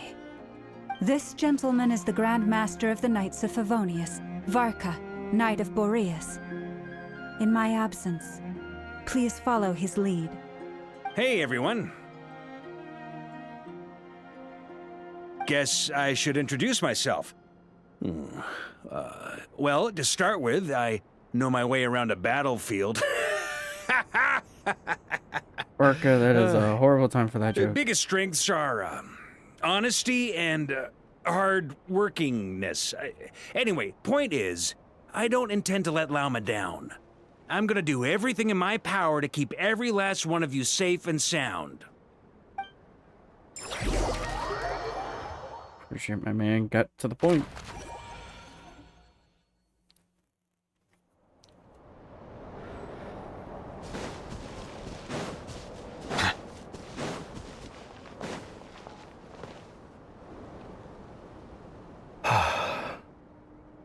Something on your mind? Miss Columbina, was it? I believe that's how the others addressed you. That's right. Names are funny things. Have you always been called Dainsleif? Yes. I take it your own name has a more complicated history. I have a different relationship with names than other people. To be honest, I'm not even sure that Columbina is my name. At least, not in the same way that Dainsleif is yours. But it's what everyone calls me, and I go along with it. A lot of my life has been that way. I get so used to things that I forget to question why they are so. I never used to think much about where names come from, or what they mean to people. Maybe something's wrong with me. You're different from other people. I sensed it the first time we met. You're more perceptive than most. I'm sure your long life and rich range of experience explains that. Do you ever find yourself missing Conria, Mr. Dainsleif? Difficult to answer. I have dreamed of the past many, many times. Sometimes I'm fighting tooth and nail. Other times I'm lying on the ground, defeated. I don't recall any happy moments from that time. It has been too long. Is that because hatred survives longer than love and affection? Damn. That would not be for me to say. I make no excuses for the grudges I bear. But whatever the reason, I remember I think the little Abyss that Order would was like to say beautiful or otherwise. sentimental. Thank you for your help with the Rerir situation. Without your efforts, I never could have learned the hidden truth of his story. You're welcome. I know he's your friend. Friend? He betrayed me. And I never really understood what he was going through in life. Some friendship, that is. Okay. So, do you plan to fight him with us? You see, you're torn. Now you know what really happened. You see the things he's done in a new light. Well, I need some time. Of course. I completely understand. Anyone else in your position would feel conflicted too. Actually, I went through something similar myself recently. Something happened that changed my perspective on a situation. A situation I took for granted at the time, but now I feel very grateful for it. You mean the Harbingers who still support you, even though you've left the Fatui? Yes. I always thought they were only helping me because Harbingers are forced to work together. But then I abandoned them. A warrant was even put out for my arrest. Yet even now, they support me, which means I was wrong about them all along. Clearly, they view you as a friend. I feel a little guilty now. I regret not seeing their help for what it was, and not treasuring it. I see the guilt that you're feeling now, because I feel it too. Hopefully, talking about it will do us both some good. Have you noticed that the Traveler and Paimon are over there? I think they've been listening. Huh. Shall we say hello?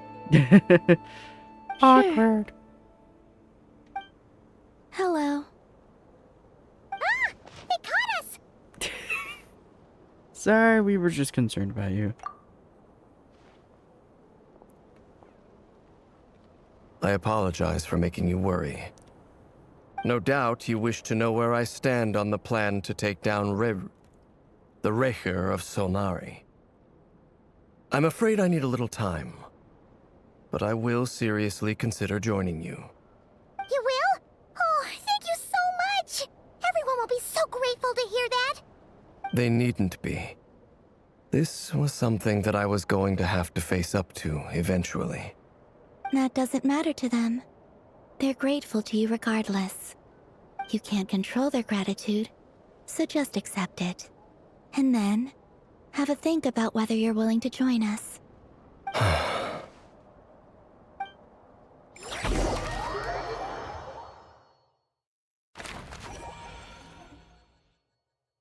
It's nearly showtime! Let's go rendezvous with the others. You know the place. Good lord, this is going for a trip.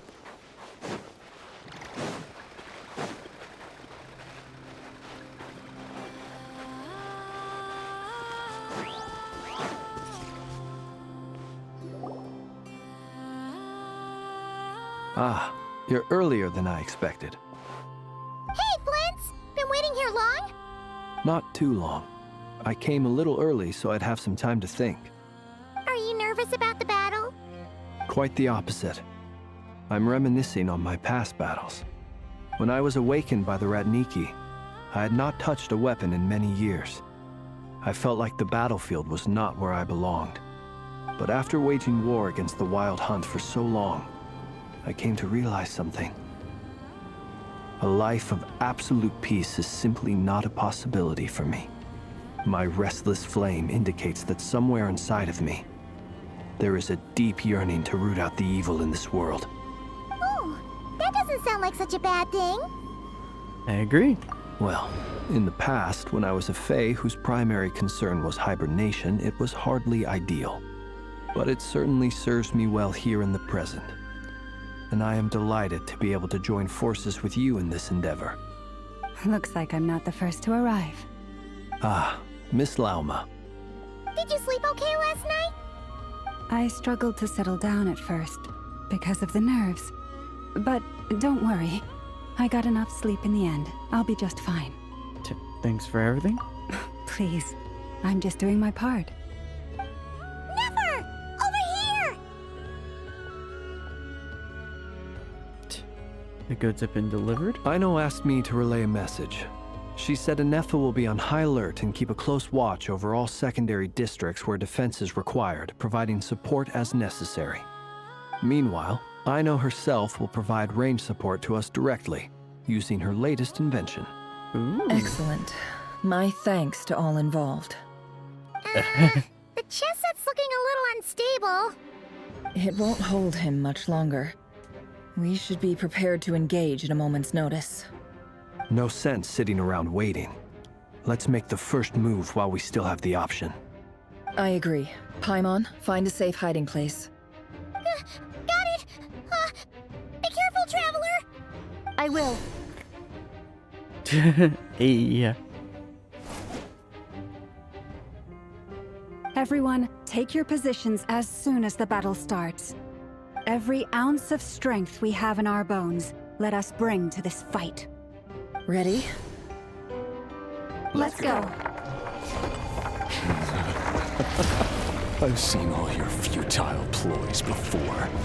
You have become the authors of your own demise. I wouldn't be so sure about that. You are merely a moment of sport before I tear down the moon. Okay. Yo, that is a hell of a screenshot. Oh, we. Stay Wait. Yep, you too. Oh, we in the boss fight now. Oh. Futile. Forest, protect. Observe.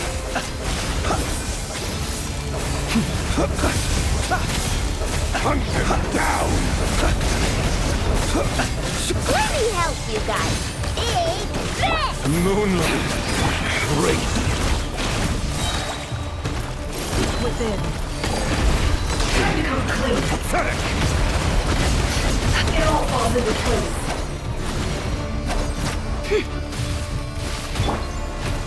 Hunt him down! With one heart. A grave. Can't hide the truth. It's all futile. What is?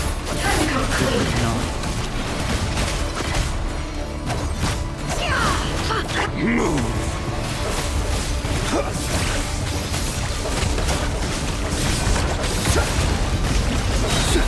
Beware the creatures of the night. It all adds up. Don't really like this. Moonlight. Pathetic. I really don't like the orientation that the game is doing. Go! Can't hide the truth. It's all futile. The mystery unravels. It all adds up. It all falls into place. It began with the moon, and so shall it end. The moon will protect you.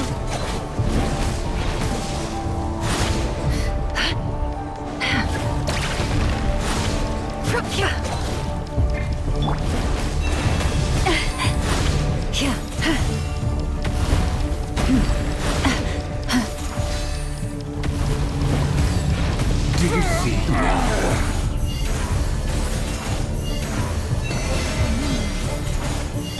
Venomir, when will it be as you foretold?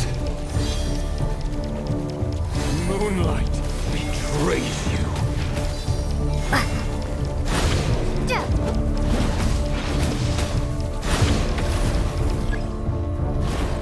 Our spirit is not welcome here. Action ends here. It all falls into place. Can't hide the truth. Forest, protect us by the frost moon of old. Close your eyes. The night cometh. It's all futile. Water jet!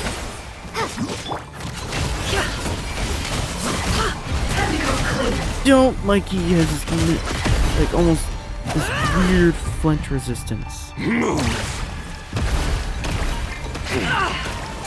Hunt him down!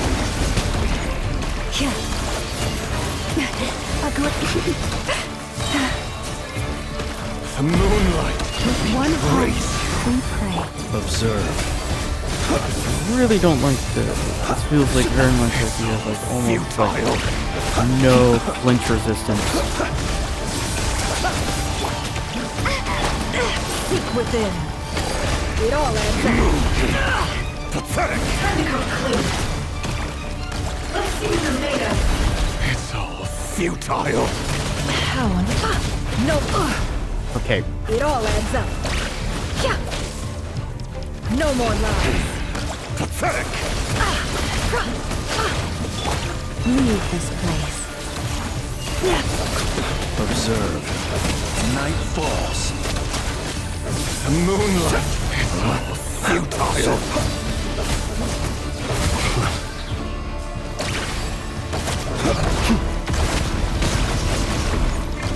For the everlasting forest. Branches of soft. Go! Your little game of heroics is over. Great. Who wants to go first? Move! Now, get out of my sight! No! Death is We've within been my separated. grasp! You okay? Never! Where are the others? Stuck outside the barrier. I guess he really doesn't like it. I told you before, knowing too much is always a death sentence. Be careful what you wish for.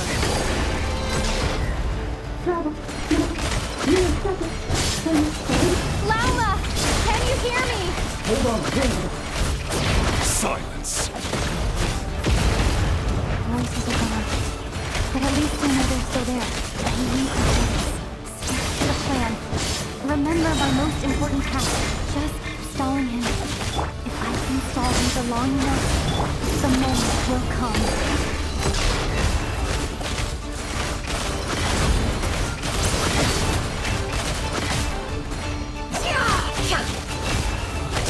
It all falls into place.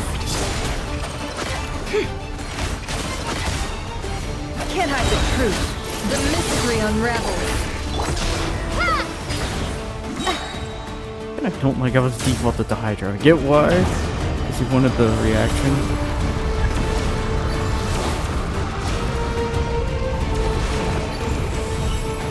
I've got this.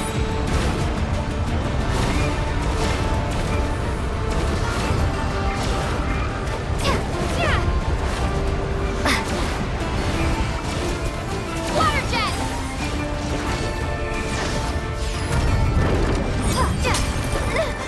The shield's broken.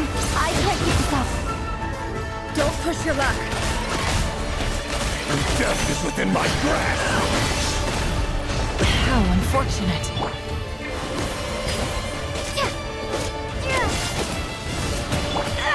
Destroy. Can't hide the truth. Absurd. It all adds up. Seek within.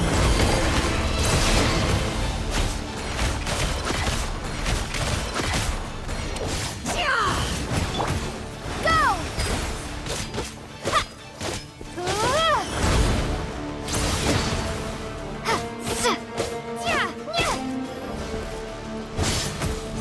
Water jet!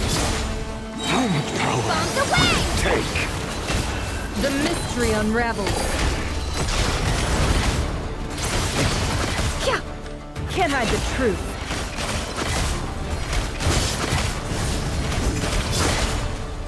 Run. Hide.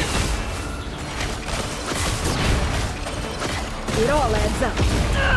Oh my god. No more lies. Seek within. It all falls into place. Death is within my grasp.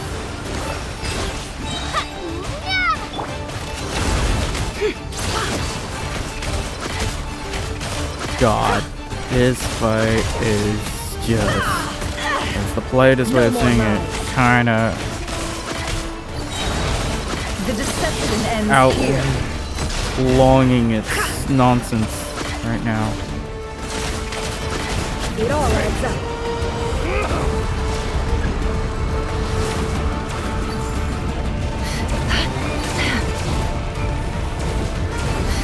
Curses. There's no other way.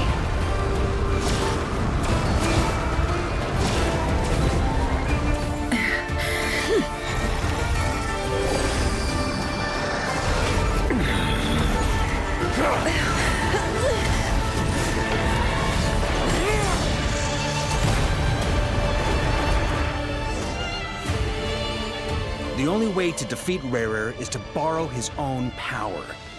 That means Columbina will have to disappear while you two bear the brunt of his attacks. You have to hold on. Find a way to keep him focused on killing the two of you. We're just sitting there.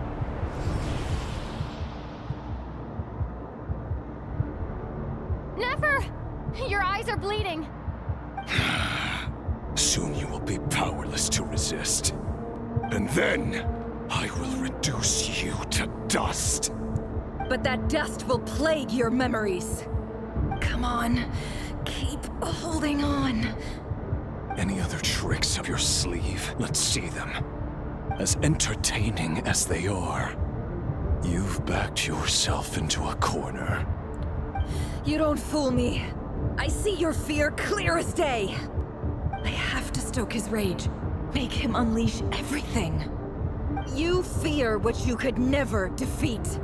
You fear the thought of never being able to save your beloved. You cannot win the fight against fate, Rerir. Is that what you think? Well, now it's your turn to feel afraid!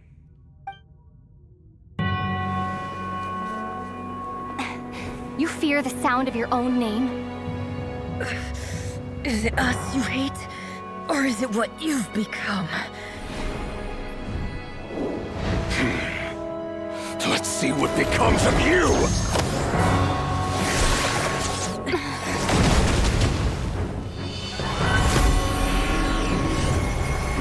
Hook, line, and sinker.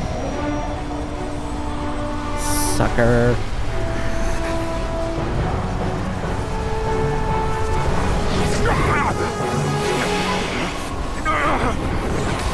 What's happening? That power. I've seen it before.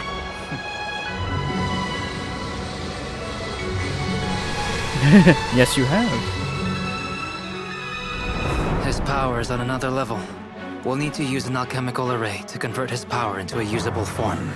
Then quickly channel it into Columbina, rendering her powerful enough to compete with him. I'll join you. I can help. If I release enough abyssal energy into a confined space, it'll create a potential difference, allowing us to extract a huge amount of elemental energy. Next, I'll synchronize with everyone's minds using Pyro, then give you temporary access to their abilities and fields of view. But it won't last long. Can you see? Well enough. So, we have a student of Gold Rhine-Daughter in our midst. How about that?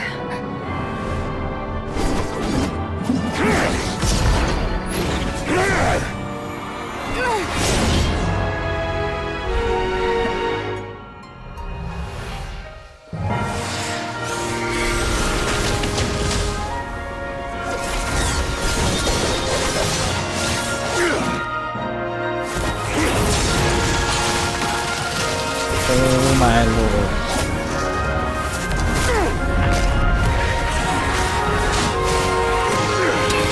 Look at Dragon Ball's fight. You use my own power against me?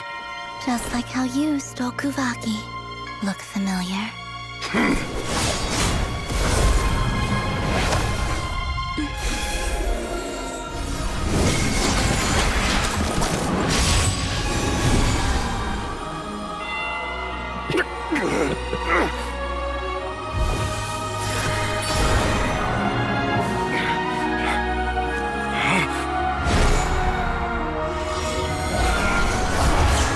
Later.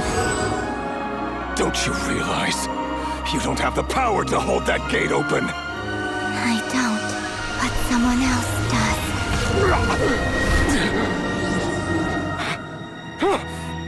Goodbye, Rerir.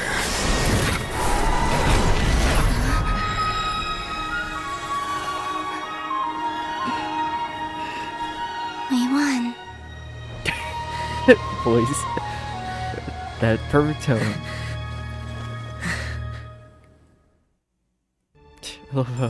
We won. I think putting the man out of his misery, I think, would have been the better choice, rather than letting him live.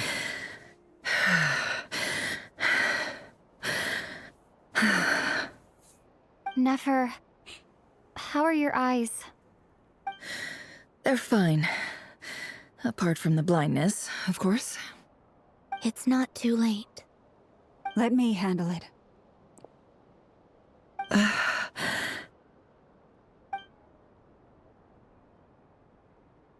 what?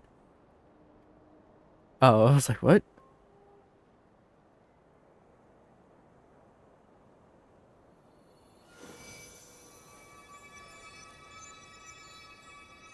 Miss Nefer, it's not like you to lose your composure. That was the most reckless thing I've ever seen you do. Reckless how? The situation was critical. Our lives were at stake. We had to do something. Even so. Okay. I guess you're right. Under the circumstances, it was a wise decision. You traded your eyes for an incredible victory. In business terms, I suppose that's a huge return on investment. I'd be hard-pressed to argue otherwise. Still, I don't like this outcome, and I don't want you to lose your sight for good. People suffer when they make sacrifices they shouldn't have to make, whether that means faith, strength, or in this case, your ability to even see. I had hoped you could win without sacrificing so much as a single hair on your head. Thank you. Really. All done. Don't try and open your eyes just yet. We'll see how you're doing in a couple of days.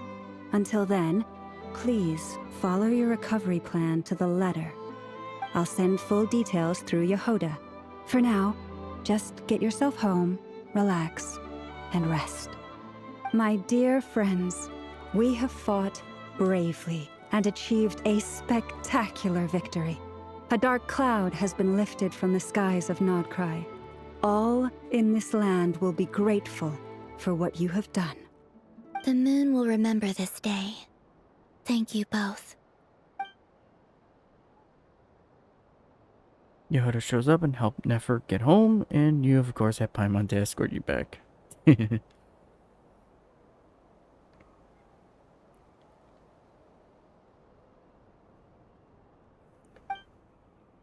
The sight of Nefer navigating the road with her eyes closed is a new one for you. She proceeds cautiously as her silhouette disappears into the distance, and she seems almost smug.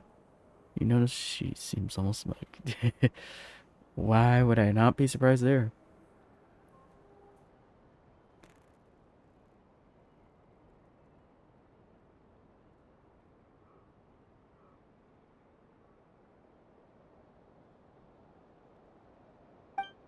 There's something I want to let you know. Yes? What is it? When Durin connected everyone's minds so I could access their powers, I also felt everything they felt. And since Nefer's eyes were injured, my eyes are hurting now too. Huh.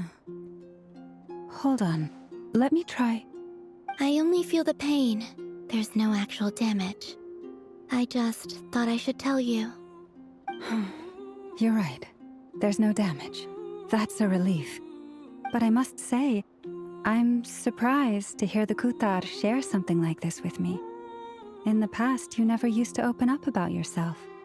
Things are a little different now from how they were. I'm learning to share how I truly feel with my friends. Friends? You have no idea how glad I am to hear that. You can't help but break a smile at the word friends as a warm and fuzzy feeling fills your chest. One by one, your fellow teammates report in to inform that everything is under control at Llama's instances. You lie down, you fought on the front line against Rerir, and you need rest. Is it over?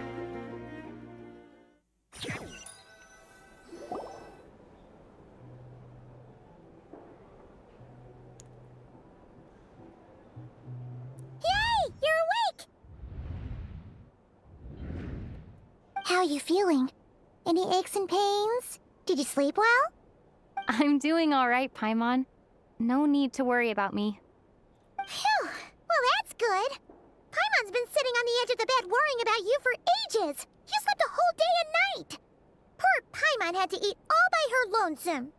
Glad to hear you didn't starve. How is the food? Well, it wasn't the same without you there to share it. Honestly, Paimon just can't relax when you're not your usual self. She couldn't enjoy the food and settle down to sleep. Well, I'm back to normal now. Oh yeah, and Albedo swung by earlier.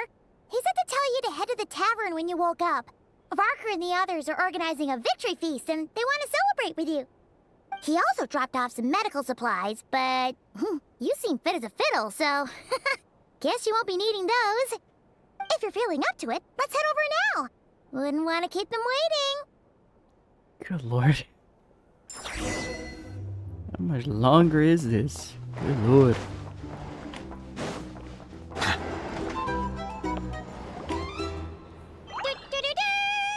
We're here! Thank you for the fanfare. Traveler and Paimon! Perfect timing! We were literally just saying how there's no way we're holding this victory feast without you any longer, and we would have postponed it till tomorrow. How are you feeling today? Much better, thanks. Don't worry about me. Relieved to hear it. If that changes, just let me know. Happy to check you over at any time. Yep, we're here for you. Anything you need, just let us know. Oh wait, where's Nefer? How are her eyes doing? Nefer's right over there. I'm sure she'd love to catch up with you.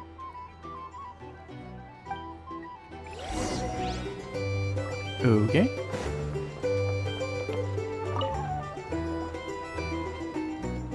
Nefer! Traveler, Paimon, are you recovering well? Much better thanks to a good sleep. You're looking well too. Turns out that moon chanter has some real talent after all. My eyes were mostly recovered after just a couple days' rest. I can actually open them again now. Yeah, but you gotta be careful. Lauma says not to strain your eyes while they're still healing. Yes, thank you. I'm well aware. Yehoda, could I borrow you for a moment? I could do with an extra pair of hands. Oh, sure. Coming. Did you hear that? I gotta go help Lauma for a second. You guys chat among yourselves. That energy. I'll grab us some drinks on the way back. Paimon, you still like 'em sweet? You bet! Make it extra sweet, because Paimon's earned it! Sure thing!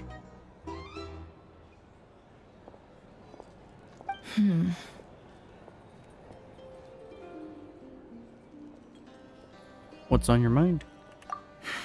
The Rerir of Solnari. Kind of a snake, don't you think? More of a wolf in my mind. No, definitely a snake. A poisonous one who spewed his venomous hatred everywhere. Anyone who seeks revenge out of hatred for other people has become a snake. That's something my dad used to say. I guess you didn't like seeing people going down the path of vengeance. Perhaps. I'm sure it sounds like a very wise and open-hearted perspective to your ears. But me? I think hatred is a perfectly justifiable emotion. What else is left when everything you depended on in life gets stripped away? Something's gotta fuel that drive to keep on living. When I look at your life... If you're worried about me, you can nip that in the bud. I'm not someone who gets stuck in the past. It's just... I suddenly feel like I was wrong to call my father a liar. He was just a fool. That's why the Academia turned their back on him, and why the other tribes ganged up on him. Oh, Father. How much better things could have been if you were a skilled liar. Look at the Ibis King. Thoth is a fiendishly cunning liar. And yet, strangely, he feels more like a father to me than my real dad ever was. He's never brought it up, but I'd bet he feels the same way.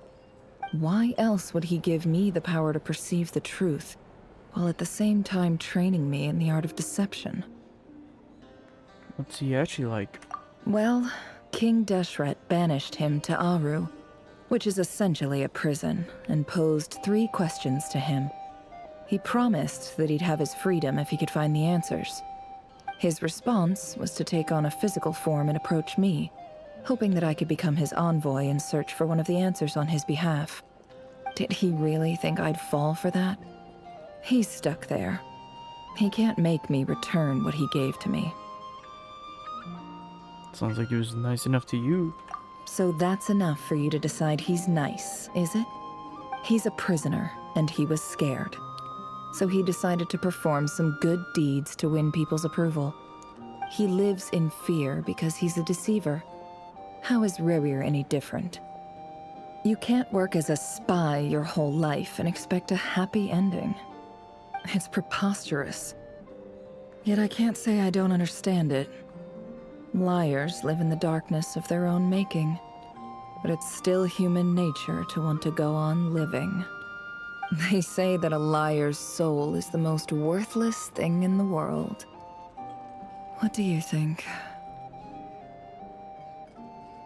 Oh.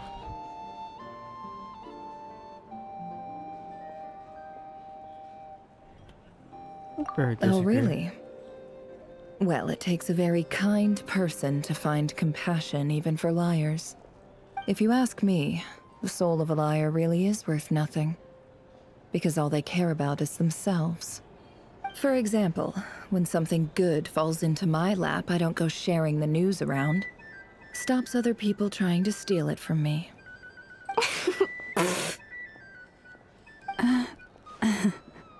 I found some people over there may have overheard that. So be it. They have sharp ears. I can't keep anything from them. Is that your way of saying you've warmed up to them now? Wow, is that what it looks like? Well, looks like it is. You're starting to see yourself as your friend. Well, you all know my past now. And I can't simply eliminate everyone who knows too much. So I guess I just have to put up with you. For the foreseeable future, at least. When you find yourself in a situation you can't control, the safest play is to keep calm and start monitoring everyone involved like a hawk. In the intelligence world, you need to have a sense of perspective and play your hand accordingly. If you understand what's at stake, please ensure my secret is safe with you. I trust you'll respect my wishes as a friend. But don't forget, I will also be watching you like a hawk. Sure, not Very like good. we already have another person who does that. Wait! Now that the panic's over and we've all calmed down, Paimon suddenly remembered something. What is it? After all that build-up, our mystery ally never showed up even once.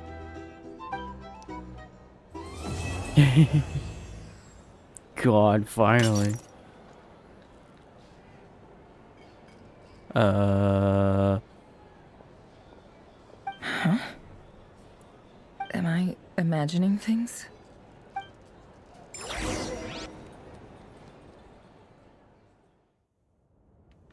Let's say we're kicking off the next. So, that close colleague who stayed behind with you? What's he been up to recently? Don't know, don't care. I get more normal human interaction from hanging out with Bosco too than him. Although, now you mention it, he hasn't bothered me in a while. I wonder if... If he's disappeared without a trace, it's the biggest gift he ever gave to the world. But I somehow doubt that's what's going on. He won't lie low forever. So we'd better stay on guard. Getting a little concerned what that was about.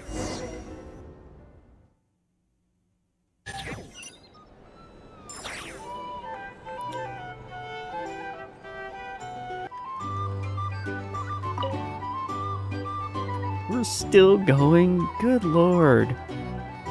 Ah, Lord Sangama Bay. How lovely to see you. Appreciate this. I must but thank you for the device you a little provided. too It was long an enormous request. help. Would I be right in thinking that it was developed by the academia?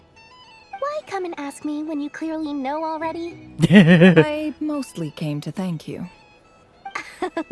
That's more like it. A little gratitude goes a long way with Lord Sangama Bay. Play your cards right, and you might even stand a chance of becoming my long-term supplier. The chance to work with such a kind and charitable investor as yourself would be a great honor for the Curatorium. Huh? Charitable? Who said anything about charity? First time hearing about it. Let's see. The first plot of land you purchased in Nodcry, your desert interests, and... Stop! What do you think you're doing? Exposing my investment history! It's nothing to hide from. They're all perfectly legitimate investments. And some of the land you purchased was with the intent of building a sanctuary? Yes, I heard about that too. How did you... You're a curious case, Lord Sangamabe. You don't like people finding out about your good deeds, do you? Yeah, but I'm afraid no matter how hard you try to keep things under wraps, where there's a will, there's a way. You did it for Sumeru, didn't you? It was empty land that was gonna go to waste otherwise. I figured if I built something there, it might at least get some use in an emergency. Disasters are capricious things. They strike without any warning. I've lost family to a disaster before, and I don't want to lose any friends or business partners if I can help it. My elder sister used to dream of finding a sanctuary. Somewhere with plenty of food, water, and medicine. Where everyone could live happy lives. It was something I looked into, but after discussing things with the Dendro Archon, I decided on a more effective strategy. The tech people handled the tech, and Moneybags provided the Mora. It just made the most sense. It's a pity that so few people know the truth about you. Everyone says that you view everything in terms of Mora, and all you care about is growing your own wealth. Why do I feel like that? So, what's viewing the everything problem with in that? Mora stupid. Everyone Why do I feel like wants I to know be something? rich. It's human nature. So yes, I love Mora, and it's nothing It's to be like that. ashamed of. But surely you have dreams of your own beyond just making Mora. You don't get it, do you? My dream is to invest in other people's dreams. And, you know, Sure. make a nice little slice for myself along the way. Just thinking about it makes me happy. That sweet, sweet sound of Mora. Thank you.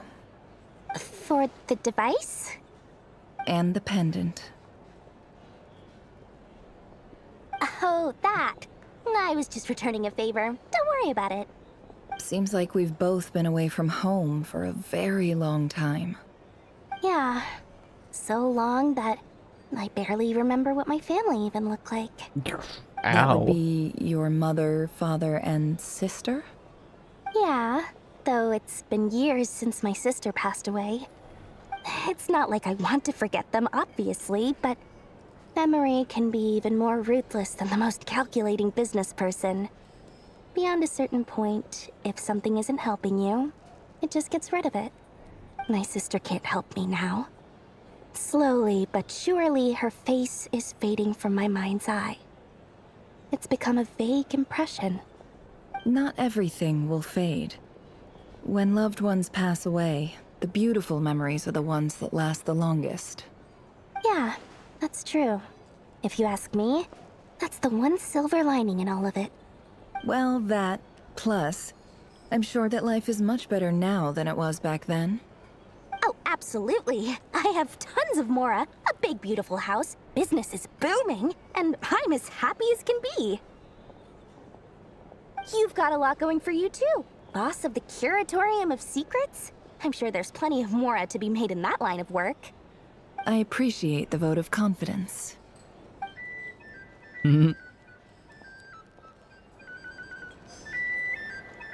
Oh, sweet.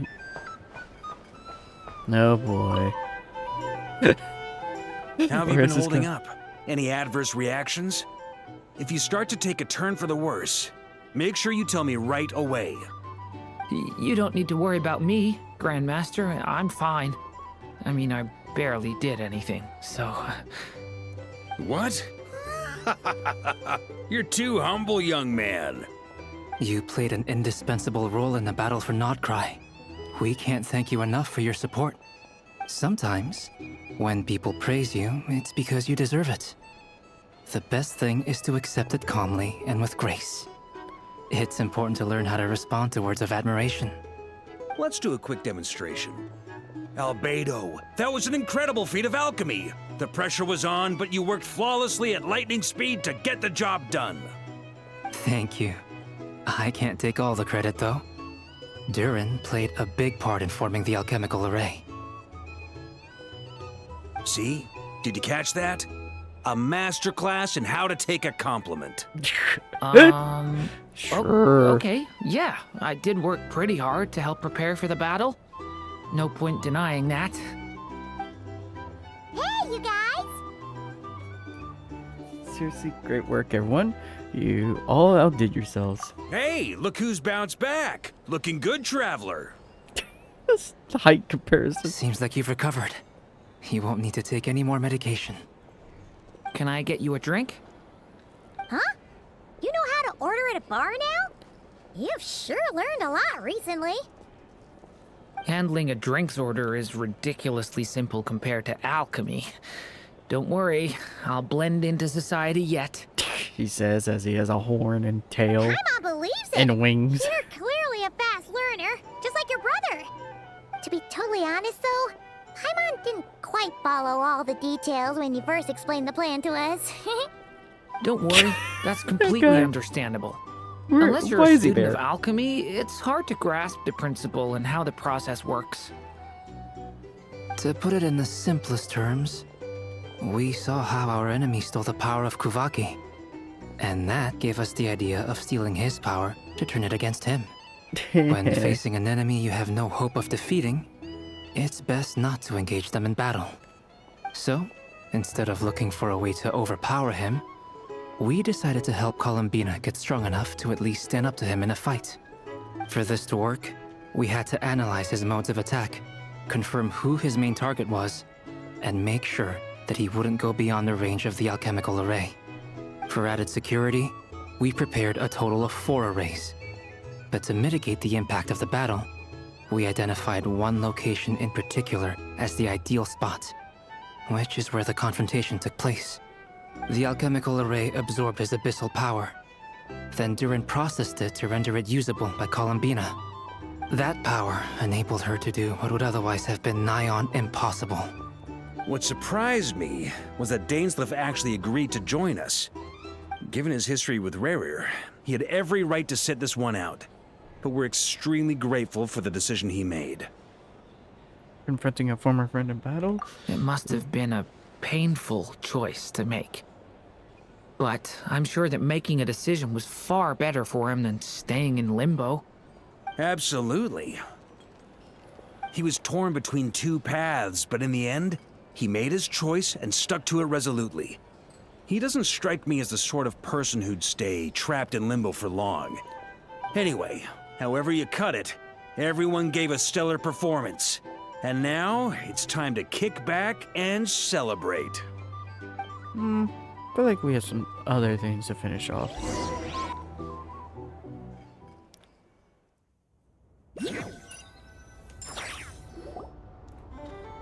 Oh. That's the only reason you're here. Yes. I've thought a lot about it. And I've realized that you, me, and Arlecchino should be friends. I think this is very important. So I felt I had to come and tell you. Well, this is a new one. I'm so moved. I can't even hold my teacup. If that's all, you can leave now. Do you not want to be friends with me? Or is it that you prefer being co-workers? Ooh. What is this, Columbina? Are you deliberately testing my patience threshold? Right now, my politeness module is active. But if you say another word, I swear I'll shut it down. If your politeness module was active, wouldn't you say the word please at some point? Colonia, please see Lady Columbina to the door. Will you still invite me to your next tea party? Damn. What? Yes, I think you will. Bye-bye, dear Sandrone. Wow, that took a direction. Hope I'm not interrupting. Last time, the Wild Hunt escorted you out. Would you rather I handled it myself this time? We just wanted to, see how you were doing now that it's all over. Why? Out of concern for my safety? I hope you didn't seriously think that the Rerir of Solnari would be able to lay so much as a finger upon me, given how prepared I was. Mostly because you kind of helped us out, so we just wanted to check you were okay. Looks like all your robots are fixed, huh? Afternoon teas. Are we interrupting after all? Oh, don't you worry about that. Tea time is already a write-off. The visitor before you managed to kill my appetite. If you're in the mood for tea, go ahead and help yourself. Otherwise, it's going to waste. My coasters are still missing in action, though. Use this notebook instead. Whoa! Pretty hefty notebook. Look at all those calculations. You can ignore those. They're just dumb scribblings. Dumb scribblings? I doodle and write in my free time. Sometimes I remember the distant, dreamlike past. Sometimes I imagine the far-flung future. Interesting. And other times, I grit my teeth and note down all the crazy nonsense going on in the present. Some people do the crosswords in the newspaper. This is my equivalent of that. Trying to predict the future is like daydreaming. And writing about the present just makes me furious. The past is my favorite. If nothing else, it's already set in stone, so I don't have to rack my brains trying to figure it all out. Huh. Although, having said that, the only vaguely interesting memory in my past is probably that guy they call Lord Artificer. Elaine. Who else? Pretty much all the mecha and Fontaine are his personal handiwork. Yep. Wasn't expecting the Fontaine World Quest. Are you saying you know him? Like, personally? As a friend? Don't pick a friend. I mean, I guess we were friendly enough. But he lived hundreds of years ago. Yep.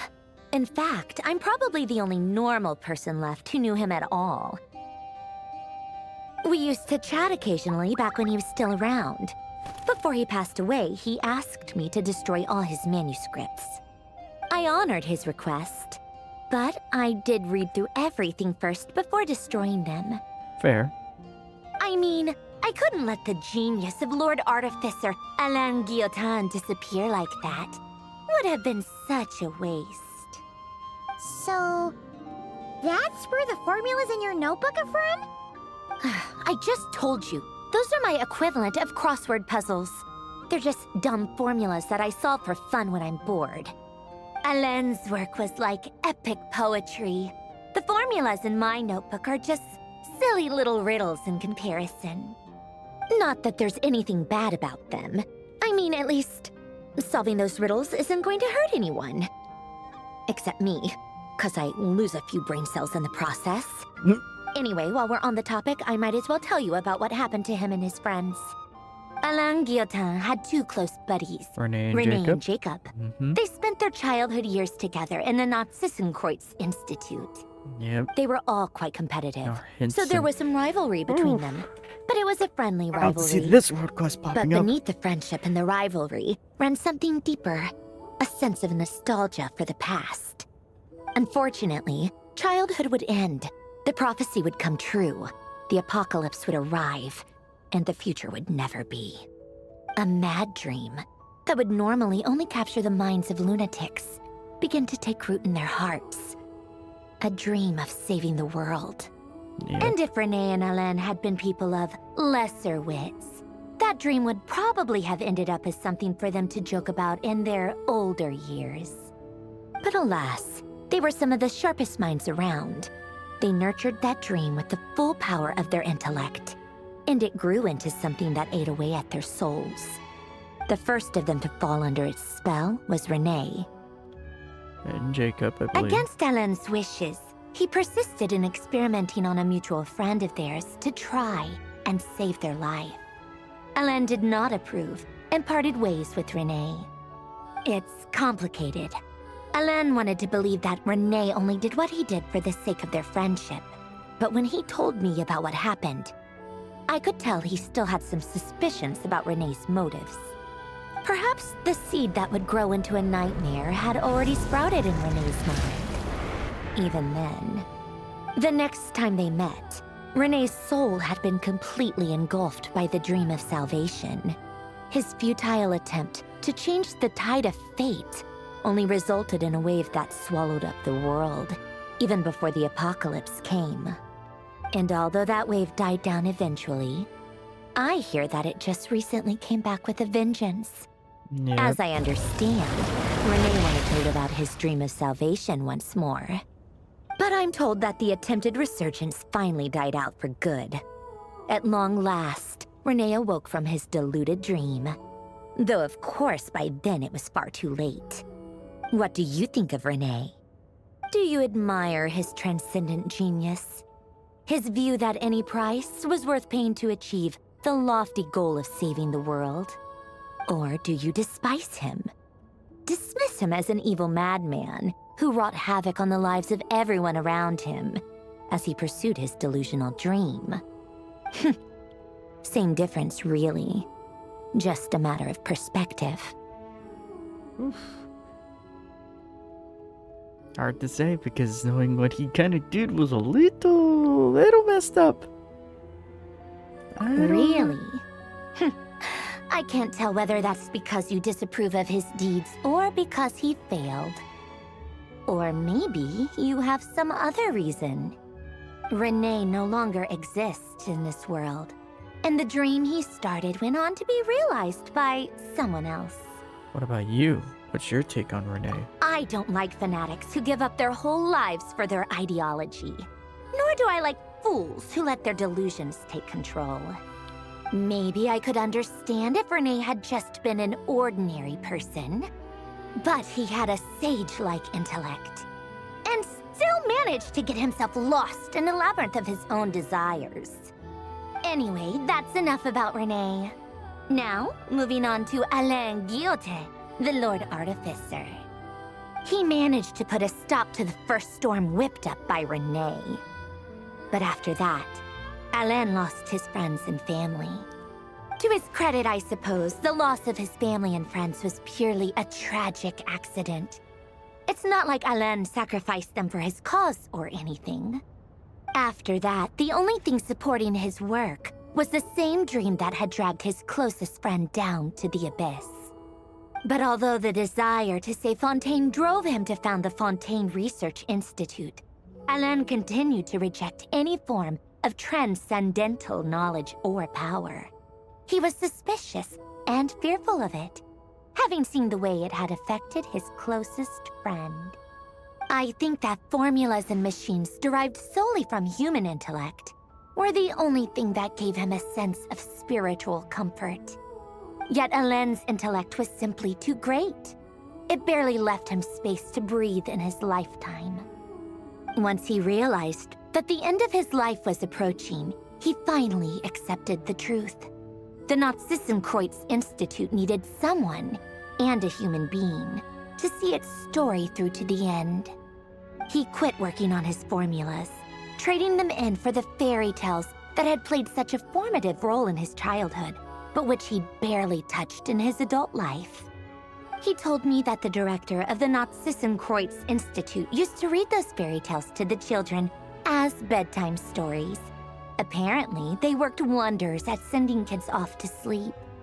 I think that all he wanted at that time in his life was to be able to sleep deeply without being plagued by depression. By that point, nothing else really mattered.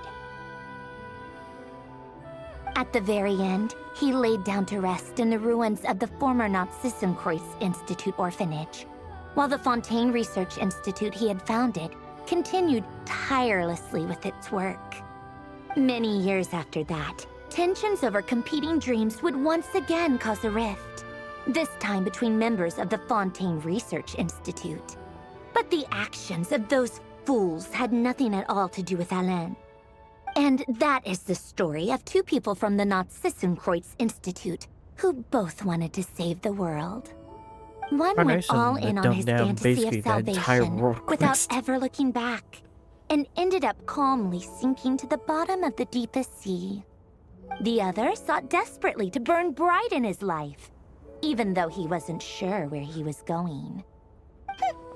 I do sometimes wonder, Why is it that people like them have such grand hopes of saving the world? Even the grandest tree starts as a tiny seed. So perhaps, for each of them, their mission to save the world began with a very simple desire: to save themselves. They were young children with friends and family who mattered to them, desires to explore the meaning of life, ambitions to have a successful career. They didn't want to see all of that taken away in one fell swoop. Or maybe they just wanted to find something to anchor themselves within the chaos, to stop them getting quietly swept away by the storms of life.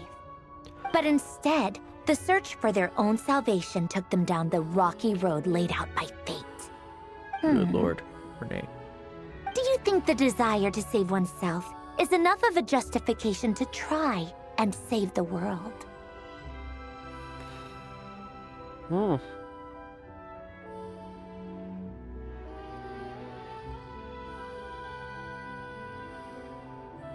You don't know? I guess that's a fair answer.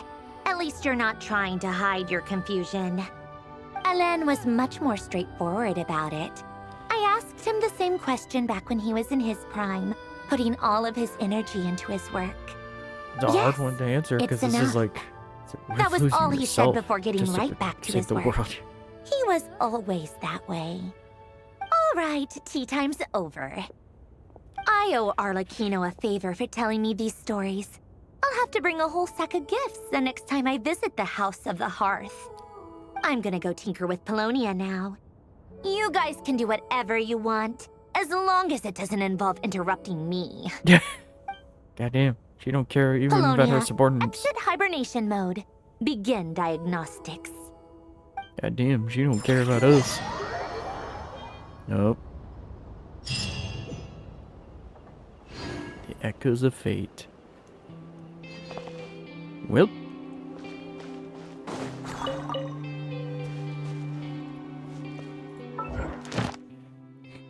Well, we done. Yeah.